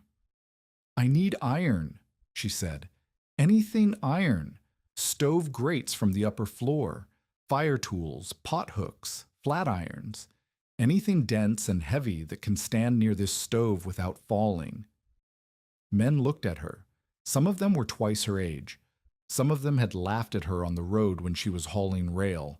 One of them, she recognized him, a teamster named Grub, who had asked in her shack why a girl knew more about stoves than men, opened his mouth to speak and then closed it, because the room was cold and the children were crying and the girl was the one giving orders that sounded like they might work. They brought iron. Not rail. There was no rail at the junction, but stove grates from the dead upstairs stove. A pair of cast iron andirons from a fireplace that had been sealed years ago, a stack of flat irons that the women produced from trunks, and a collection of pot hooks, trivets, and tools that together weighed close to 80 pounds. It was not enough. Onwin knew it was not enough. The boarding house room was 4 times the size of her shack, and 80 pounds of miscellaneous iron was not 300 pounds of rail and brake shoes, but the principle was the same. Mass near the fire absorbed heat. Heat stored in mass radiated back into the room after the fire dropped. The margin of warmth that mass provided might be the margin between the room surviving the night and the room becoming unlivable. She arranged the iron. She placed the heaviest pieces, the andirons and the stove grates, within inches of the cook stove, standing upright on flat stones from the boarding house hearth. She stacked the flat irons in a row behind the stove, where the hottest air rose. She hung the pot hooks and trivets from a crossbar she improvised from a curtain rod, dangling them in the heat column above the stove, where they could absorb rising warmth. It was ugly. It was improvised. It was nothing like the careful cage in her shack. But it was mass, and mass was the principle, and the principle did not care whether the iron was pretty. She staged the fire the way Nikolai had taught her. She fired slow. She let the iron soak. She told the men to stop feeding the stove constantly, the habit of panic, shoving in fuel, and hoping that more fire meant more safety. She told them to fire hard for 40 minutes, let the mass charge, then bank down and let the iron give back. If this story has shown you that survival is not just about working harder, but about understanding what you already have, share it with someone who needs to hear that lesson, because what Onwen builds next carries far beyond one room. They listened. Not because they believed her, but because the room was cold and no one else had a plan. And when the fire was banked at 1 a.m, and the cook stove had been pulled down to coals, and the men expected the temperature to plunge the way it always plunged, it did not plunge the way they expected. It dropped. It dropped noticeably. But the iron, the andirons, the grates, the flat irons, the trivets hanging from the curtain rod, pushed back, not with force, with patience, with the slow, steady radiation of stored heat that bought the room an extra hour, and then another, and then enough time to fire again at dawn without losing anyone to the cold. No one froze that night. 2 children developed coughs that lasted a week. One old man's toes would never fully recover. But no one died, and in a boarding house with a blown stove flue during a late-season cold snap on the Dakota plains, not dying was a victory measured in iron and ingenuity. When the morning came and the foreman looked at the improvised mass arrangement around his cook stove, the andirons standing like sentinels, the flat irons stacked like bricks, the trivets dangling from a curtain rod like wind chimes in a foundry, he said to Anwen, "I want this in every room, the real version, rail iron, the way you built it." "Then I will need help hauling," Anwen said. He gave her help. He gave her 3 men and a mule and permission to strip scrap from the spur grade. And the look on his face as he watched her organize the work was the look of a man who has just learned that the most valuable person in the district is someone he had been told was foolish. Rusk heard about the boarding house. He heard about it the way he heard about everything, through the store, where information was traded alongside flour and lamp oil.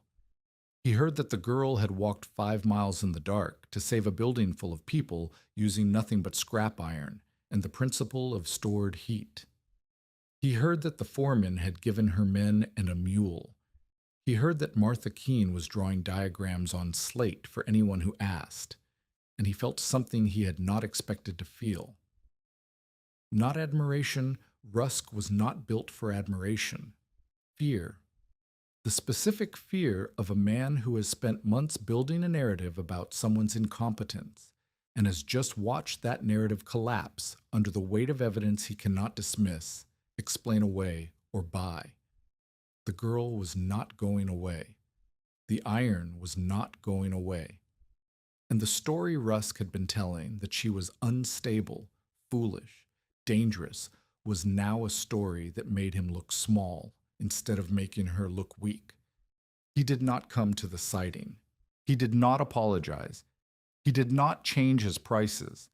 But he stopped calling her the junk bride, and on the frontier, silence from an enemy was the closest thing to a white flag that pride would allow. Spring came the way spring comes to the northern plains, not as relief, but as a slow, grudging negotiation between the cold that had ruled for 5 months and the warmth that had been waiting beneath the frozen ground like a debt the land owed and was finally paying.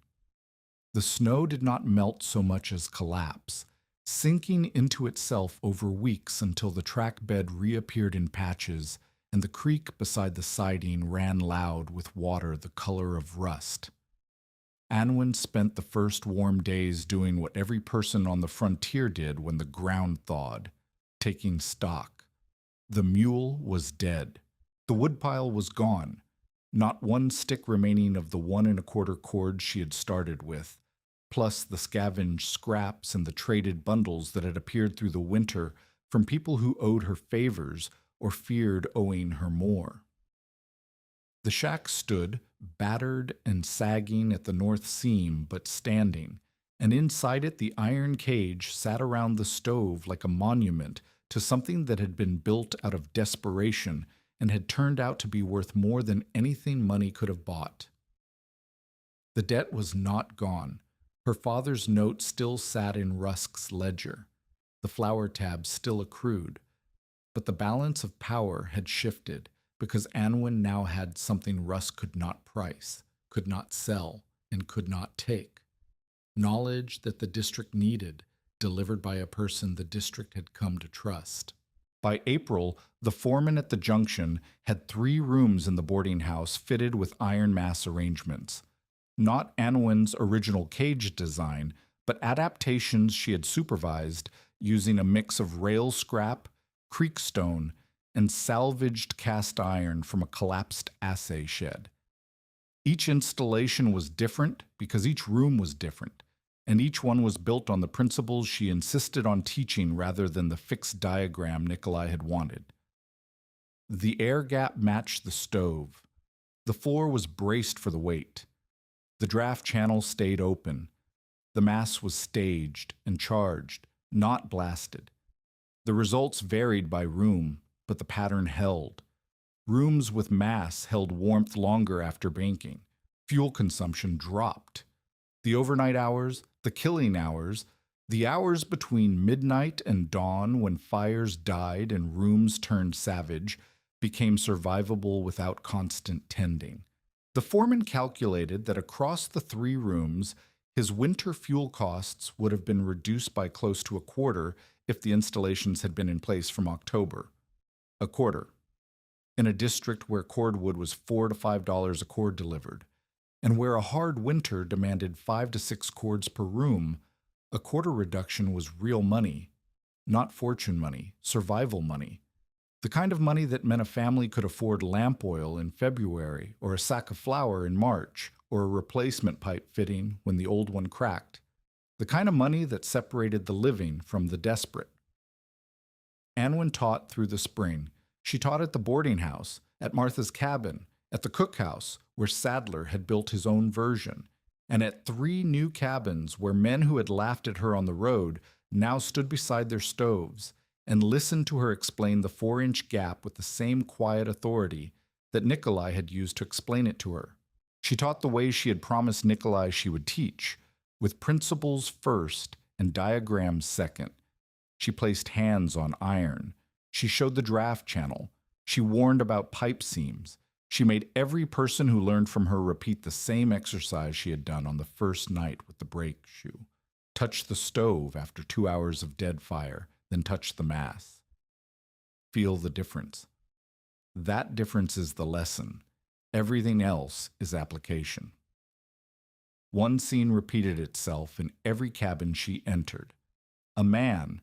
It was almost always a man first, arms crossed, jaw set, listening the way men listen when they have already decided the speaker does not know enough to deserve attention, would watch her arrange two objects beside the stove, a sheet of thin iron and a heavy stone or brake shoe.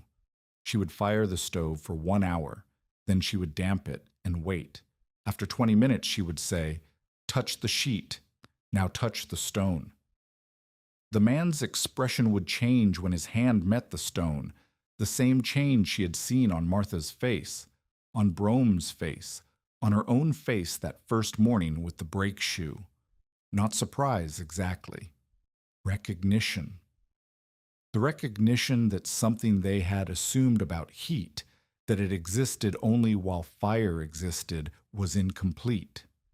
That gap between assumption and truth was the space where Anwen's teaching lived, and no argument ever crossed it as effectively as one warm stone and two human hands. She taught women differently than she taught men, not because the principle was different, but because the questions were different. Men asked about load and structure, how much iron, how wide the gap, could the floor hold it. Women asked about fire management and children, how to stage a burn when the baby needed feeding at midnight, how to keep small hands away from the hot mass, whether the iron could shift and fall if the floor heaved. Both sets of questions mattered. Anwen answered both with the same specificity, because vagueness killed people in cold rooms and precision kept them alive. Eli became her assistant. The boy who had not spoken after his father's burial now stood beside the stove in each new room and called out instructions from the charcoal board, firing times, fuel amounts, soaking intervals, in a voice that was still a child's voice, but carried the precision of someone who had been counting iron and marking tallies since October. He was not a child anymore, though he was still 10. The winter had done what winter does to children on the frontier. It had aged him in the places where age is measured by what you have seen rather than how long you have lived. The teaching attracted a particular kind of attention from a particular kind of man, not the miners who learned and applied and moved on, not the foreman who measured results and calculated savings. The man who appeared at the siding in late April arrived in a wagon loaded with tools and iron stock, and he did not come because he needed to learn how to heat a room. He came because he had heard that someone on the siding understood iron the way he understood iron, and he wanted to see if the story was true. Owen Hale was 31 years old, a wagon smith by trade, with arms built for bending iron over an anvil, and a face that looked like it had been assembled from the same blunt, honest materials he worked with. He had come west from Pennsylvania 3 years prior, and had set up at a crossroads settlement 20 miles south, where he repaired wagon running gear, forged replacement parts, and built the occasional stove surround for men who could afford the custom work. He was good at his trade in the way that quiet men are often good at physical work, not showy, not fast, but precise and thorough, and unwilling to let a piece leave his hands until it was right. He had heard about Anwen from the freighter who had carried Nikolai's body south. The freighter told the story the way freighters told all stories, with exaggeration at the edges and truth at the center. And the truth at the center was that a girl at the played-out siding had built an iron heat storage system around a box stove using scrap rail and brake shoes, and had survived a blizzard that killed a mule and nearly killed her brother. The freighter also mentioned that the girl's mentor had died, and that she was now teaching the method to anyone who would learn. Owen did not come to learn. He came to look. He walked into the shack, nodded at Eli, and spent 20 minutes examining the cage without speaking. He tested the wire lashings. He ran his hand along the rail surfaces. He crouched and looked at the sleeper timbers the way Pettigrew had, but with a smith's eye rather than a carpenter's. He was looking at the iron, not the wood. He measured the air gap with a folding rule he pulled from his coat. He examined the brake shoe stack and the reflector and the clay-sealed hearth. Then he stood and looked at Anwen. "Who designed the lashing pattern?" he asked. "I did," Anwen said. "Nikolai showed me the wire twist, but the pattern is mine. The fish plate clamps at the top were his idea. The rest is wire." "The fish plates are doing most of the structural work," Owen said. "The wire holds the spacing, but the clamps hold the weight. If the wire failed, the cage would spread at the base, but hold at the top. If the clamps failed, everything comes down." "I know," Anwen said. "That is why I doubled the clamps." Owen looked at the doubled fish plate clamps at each junction point. He pushed the cage. It did not move. He looked at Anwen again, and his expression had changed, not dramatically, not in the way that Brome's expression had changed, or Martha's, or the foreman's. His expression changed the way iron changes temperature, slowly, deeply, from the inside out.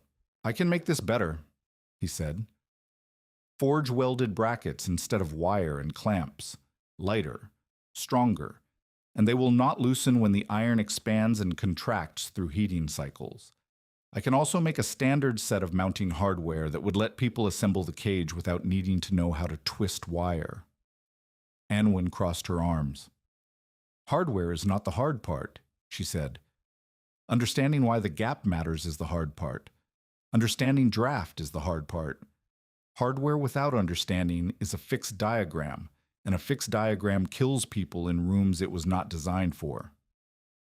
Owen looked at her with the expression of a man who has just been told something he was not expecting to hear from the person he was not expecting to hear it from. He was a smith. He thought in solutions, build the better bracket, forge the stronger clamp, solve the problem with metal and fire. Anwen was a teacher. She thought in principles, understand the gap, feel the draft, know why before you know how. "Both," he said after a long pause. "We do both. I make the hardware. You teach the principles. The hardware makes the building faster. The principles make the building safe." Anwen uncrossed her arms. She looked at the cage, at the stove, at the brake shoes still faintly warm from the morning fire. She looked at Eli, who was watching from the bench with an expression that was trying very hard not to be a smile. "Show me the bracket design," she said. Owen pulled a piece of chalk from his coat and drew on the floor.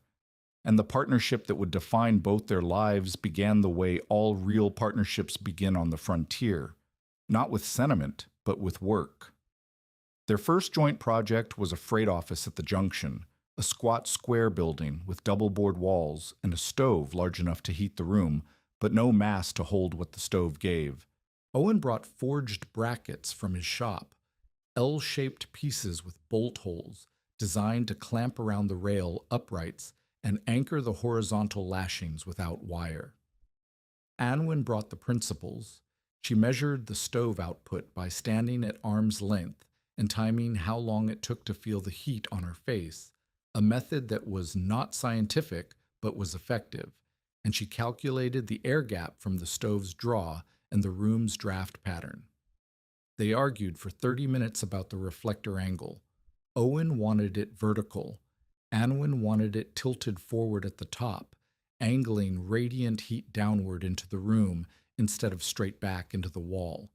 She won the argument by holding a board behind the mass at both angles and having Owen stand at the far wall to feel the difference. He felt it.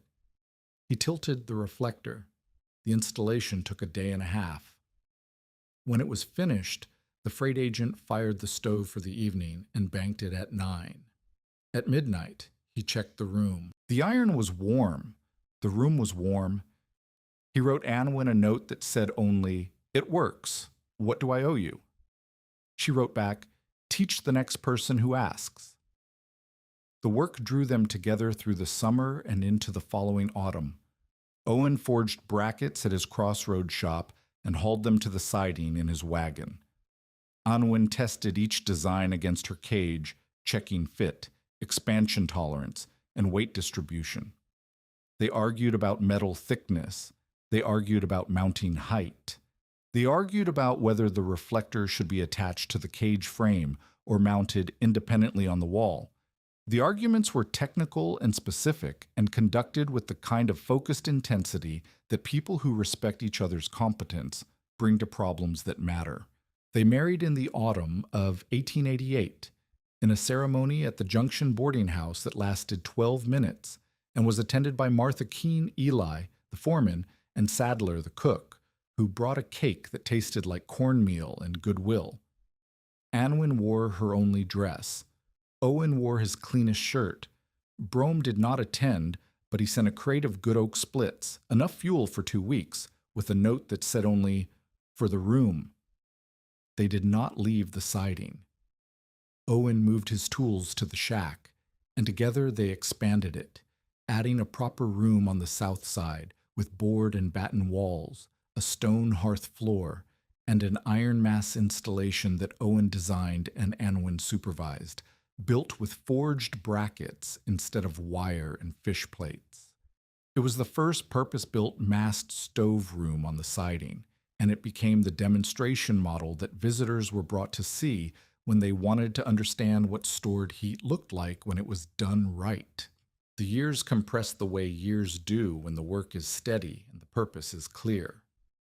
A daughter arrived in 1889. They named her Ragna, after Nikolai's mother, a name Anwen had found in his effects and kept because it carried the weight of a debt she could not repay in any other currency.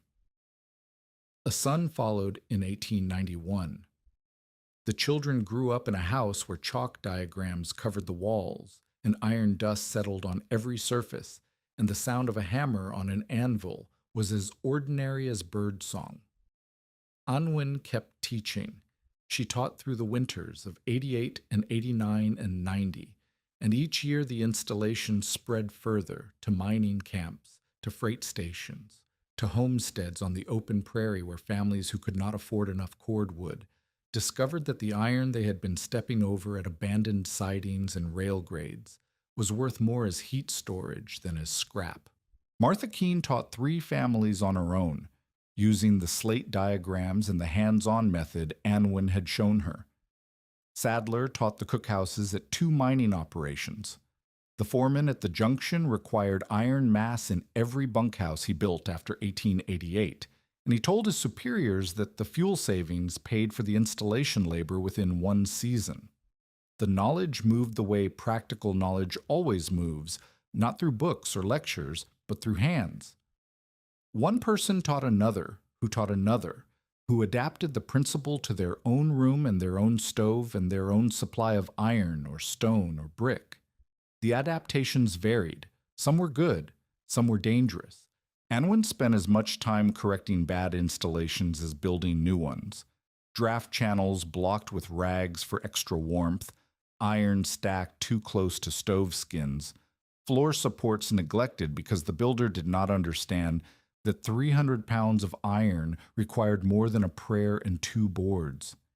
Each correction was a lesson, and each lesson reinforced the same principle she had been teaching since the night she sat on the floor of the shack with a brake shoe in her lap and felt the warmth that should not have been there.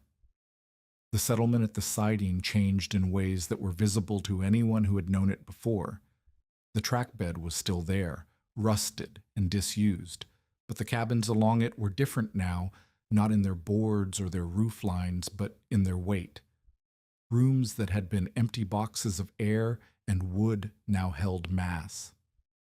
Iron stood beside stoves, stone-lined hearths that had been bare plank.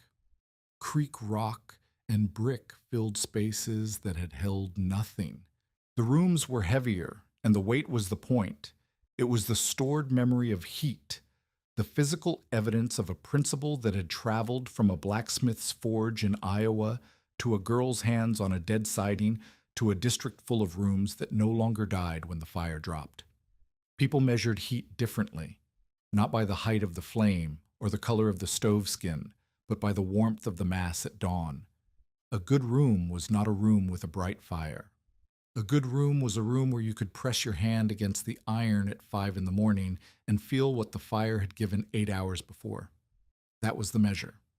That was Anwen's measure, and it had become the district's measure, and it would outlast every person who used it. Jabez Rusk's final reckoning came not with a confrontation, but with a cold snap, because the frontier preferred irony to justice and delivered both in the same weather. It was February of 1889. A late-season front swept through the district with the sudden, vicious cold that the upper plains specialized in, the kind that arrived between sunset and midnight and turned the world into a place where exposed skin froze in minutes, and unprotected rooms became boxes of cold air that the body could not warm. Rusk's store had a stove, a large one, better than anything on the siding, fed with good hardwood that Rusk bought at wholesale and stacked in a covered shed. The store had never been cold. Rusk had never needed anything but fuel and fire, because fuel and fire had always been enough for a man who could afford both. But the stovepipe cracked. It cracked at the roof plate, the same failure point that had nearly killed Anwen during the blizzard, and for the same reason, repeated heating cycles had weakened the seam where the pipe sections joined. Smoke filled the upper floor where Rusk stored dry goods. He damped the fire to stop the smoke, and within an hour the store was cold and getting colder. Rusk had options. He could repair the pipe, but not in the dark, not in the cold, not without climbing onto an icy roof. He could move to another building, but the nearest heated space was the boarding house, and the boarding house was full. He could build a fire outside and try to warm the room through the open door, but the wind was blowing, and opening the door would cool the room faster than any exterior fire could warm it. Or he could send for the girl. The message arrived at the siding just after 10 at night, carried by Rusk's clerk, a young man named Allred, who looked embarrassed enough for both of them. Anwen read the note by lamplight. Owen stood behind her, reading over her shoulder. Neither of them laughed, though Owen's mouth tightened in a way that suggested he was working hard not to. Anwen went. She took Owen, a coil of wire, and 2 brake shoes from the shed. She arrived at the store to find Rusk standing behind his counter in his coat and hat, his breath visible, his inventory of flour and sugar and lamp oil slowly chilling on the shelves around him. The stove was cold. The pipe was cracked. The room was losing heat faster than Rusk's pride was losing ground, and both were moving at considerable speed. She did not ask permission. She examined the pipe, confirmed the split, a hairline fracture running 6 inches along the seam, exactly the kind of failure she had learned to identify by tracing the joint with her fingertip the way Nikolai had taught her, and told Owen to seal it with wire and clay paste from outside while she worked inside. Then she placed the 2 brake shoes beside the stove, one on each side, on flat stones from the hearth, and relit the fire. The fire caught. The thin stove metal began to warm, and beside it, the 2 brake shoes sat heavy and dark and patient, beginning the slow absorption that Anwen had first felt on a night that seemed like another life, but was only 2 winters ago. Rusk watched. He said nothing while she worked. He said nothing while Owen hammered on the roof above them, patching the pipe in the dark with hands that knew iron the way a musician's hands know strings. He said nothing while the fire climbed and the brake shoes began to absorb heat, and the room temperature stopped falling and began slowly, reluctantly to rise. When the room was warm enough that Rusk took off his hat, Anwen turned to face him. "The pipe needs replacing," she said. "Not patching. Owen can forge a new section. The seam failed because the metal fatigued through the winter. It will fail again if you patch it." Rusk said nothing. "The brake shoes will help tonight," she said. "They will hold heat for 2 to 3 hours after you bank the fire. In the morning you can fire again and the room will not have gone dead cold. But this room is large and these are only 2 shoes. If you want the method done properly, you need more mass, and you need it installed correctly. Rusk looked at the brake shoes. He looked at the stove.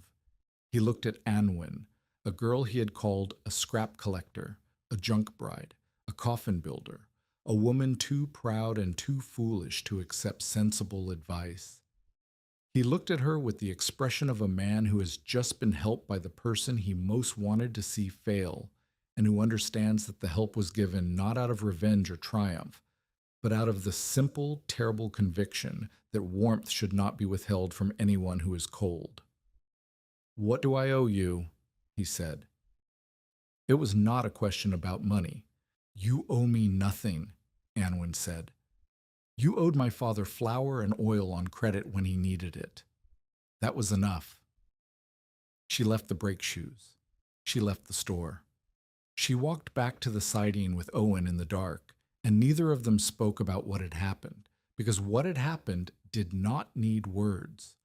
Rusk had been broken not by confrontation but by competence, not by argument but by warmth, and the breaking was more complete than any revenge could have made it. Rusk never apologized. He never publicly acknowledged that Anwen had been right, but he stopped charging her father's debt interest. He extended credit to Anwen and Owen at the same rate he gave the mining company, and when men at the store mentioned the iron method, Rusk no longer called it foolishness. He said nothing at all, and his silence was the loudest admission the frontier would allow. The years that followed were not dramatic, they were steady, which on the northern plains was worth more than drama. Anwen and Owen raised 2 children in a house that smelled of iron dust and chalk. They repaired stoves. They built installations. They corrected bad ones. They taught anyone who would learn and refused to charge for the teaching, because Nikolai had not charged, and Anwen's father had not charged, and the knowledge belonged to the rooms it saved, not to the people who carried it. There was one evening, autumn of 1893, the children asleep, Owen sharpening a chisel by lamplight, when Anwen sat by the stove and pressed her hand against the iron mass that stood beside it in their home. The fire had been banked for hours. The iron was warm. It was always warm. And she realized that she had not been cold, truly cold, the cold that wakes you and frightens you and makes you count the hours until dawn, since the night she let the fire die during the blizzard and trusted the iron to carry them through. 6 years, 6 winters. The cold was still there, outside, every winter, patient and unchanged. But the room had learned to hold what the fire gave, and so had she. Not everything that mattered was dramatic. Some of it was simply this: a warm hand on warm iron in a quiet house, and the knowledge that the warmth would be there in the morning. Eli grew. He left the siding at 17 to work in Deadwood, carrying in his coat pocket a folded piece of brown paper with the cage diagram drawn in his sister's hand. He built mass installations in 3 boarding houses before he was 20. He never forgot the charcoal board or the tallies or the night the iron held. Anwen lived out her life on the northern plains, not rich, durable, sought after in the way that people who understand heat are sought after in places where cold is the permanent adversary. She spent her later years correcting bad stove installs, refusing dangerous shortcuts, and repeating the lesson her father gave in A Blacksmith's Glow. The heat you trust is the heat that stays. She died in 1923, old for the frontier, in a room where the iron beside the stove was still warm at dawn. Within 2 winters, a dozen homes and 2 work buildings in the district used some version of her method. The exact number grew past counting after that, because the principle traveled faster than the name attached to it, and by the turn of the century, mass stoves were common enough that the children in those rooms did not know a time before them. One detail outlasted the rest. Children sent with supper pails in the coldest weeks could tell the safe houses from the others, because the safe houses were the ones whose walls did not glitter white with interior frost by dawn. Anwen Price lived 67 years. She married once, taught hundreds, and never left the northern plains. In her last decade, she walked the siding with a cane, ash, hand-carved, the same wood as Nikolai's, and she stopped at every stove she passed to check the draft and press her hand against whatever mass stood beside it. She died in a room with iron at her side, warm, as though the metal had made a promise and intended to keep it. The winter of 1887 began with sleet ticking against Warp Depot glass and a freight agent who said, "If you cannot keep that shack warm, the snow will settle your father's account for me." Silas Brome stood in a 10 by 14 room with walls like paper and said, "You cannot warm emptiness with wanting." Jabez Rusk sat on his horse and called her a girl building herself a coffin of iron. She did not argue with any of them. She dragged the iron. She stacked the iron. She fired the stove and let the mass take what the flame could give. And on the coldest night of the worst winter the district had seen, when the fire died and the wind screamed, and every thin-walled room on the road went dark and savage, Anwin Price pressed her hand against a rail upright in a shack at the end of a dead siding and felt it give back the heat it had been holding, steady, patient, warm enough to keep a boy alive, warm enough to keep a room alive, warm enough to prove that she had not been building a coffin. She had been building a memory, and the memory held.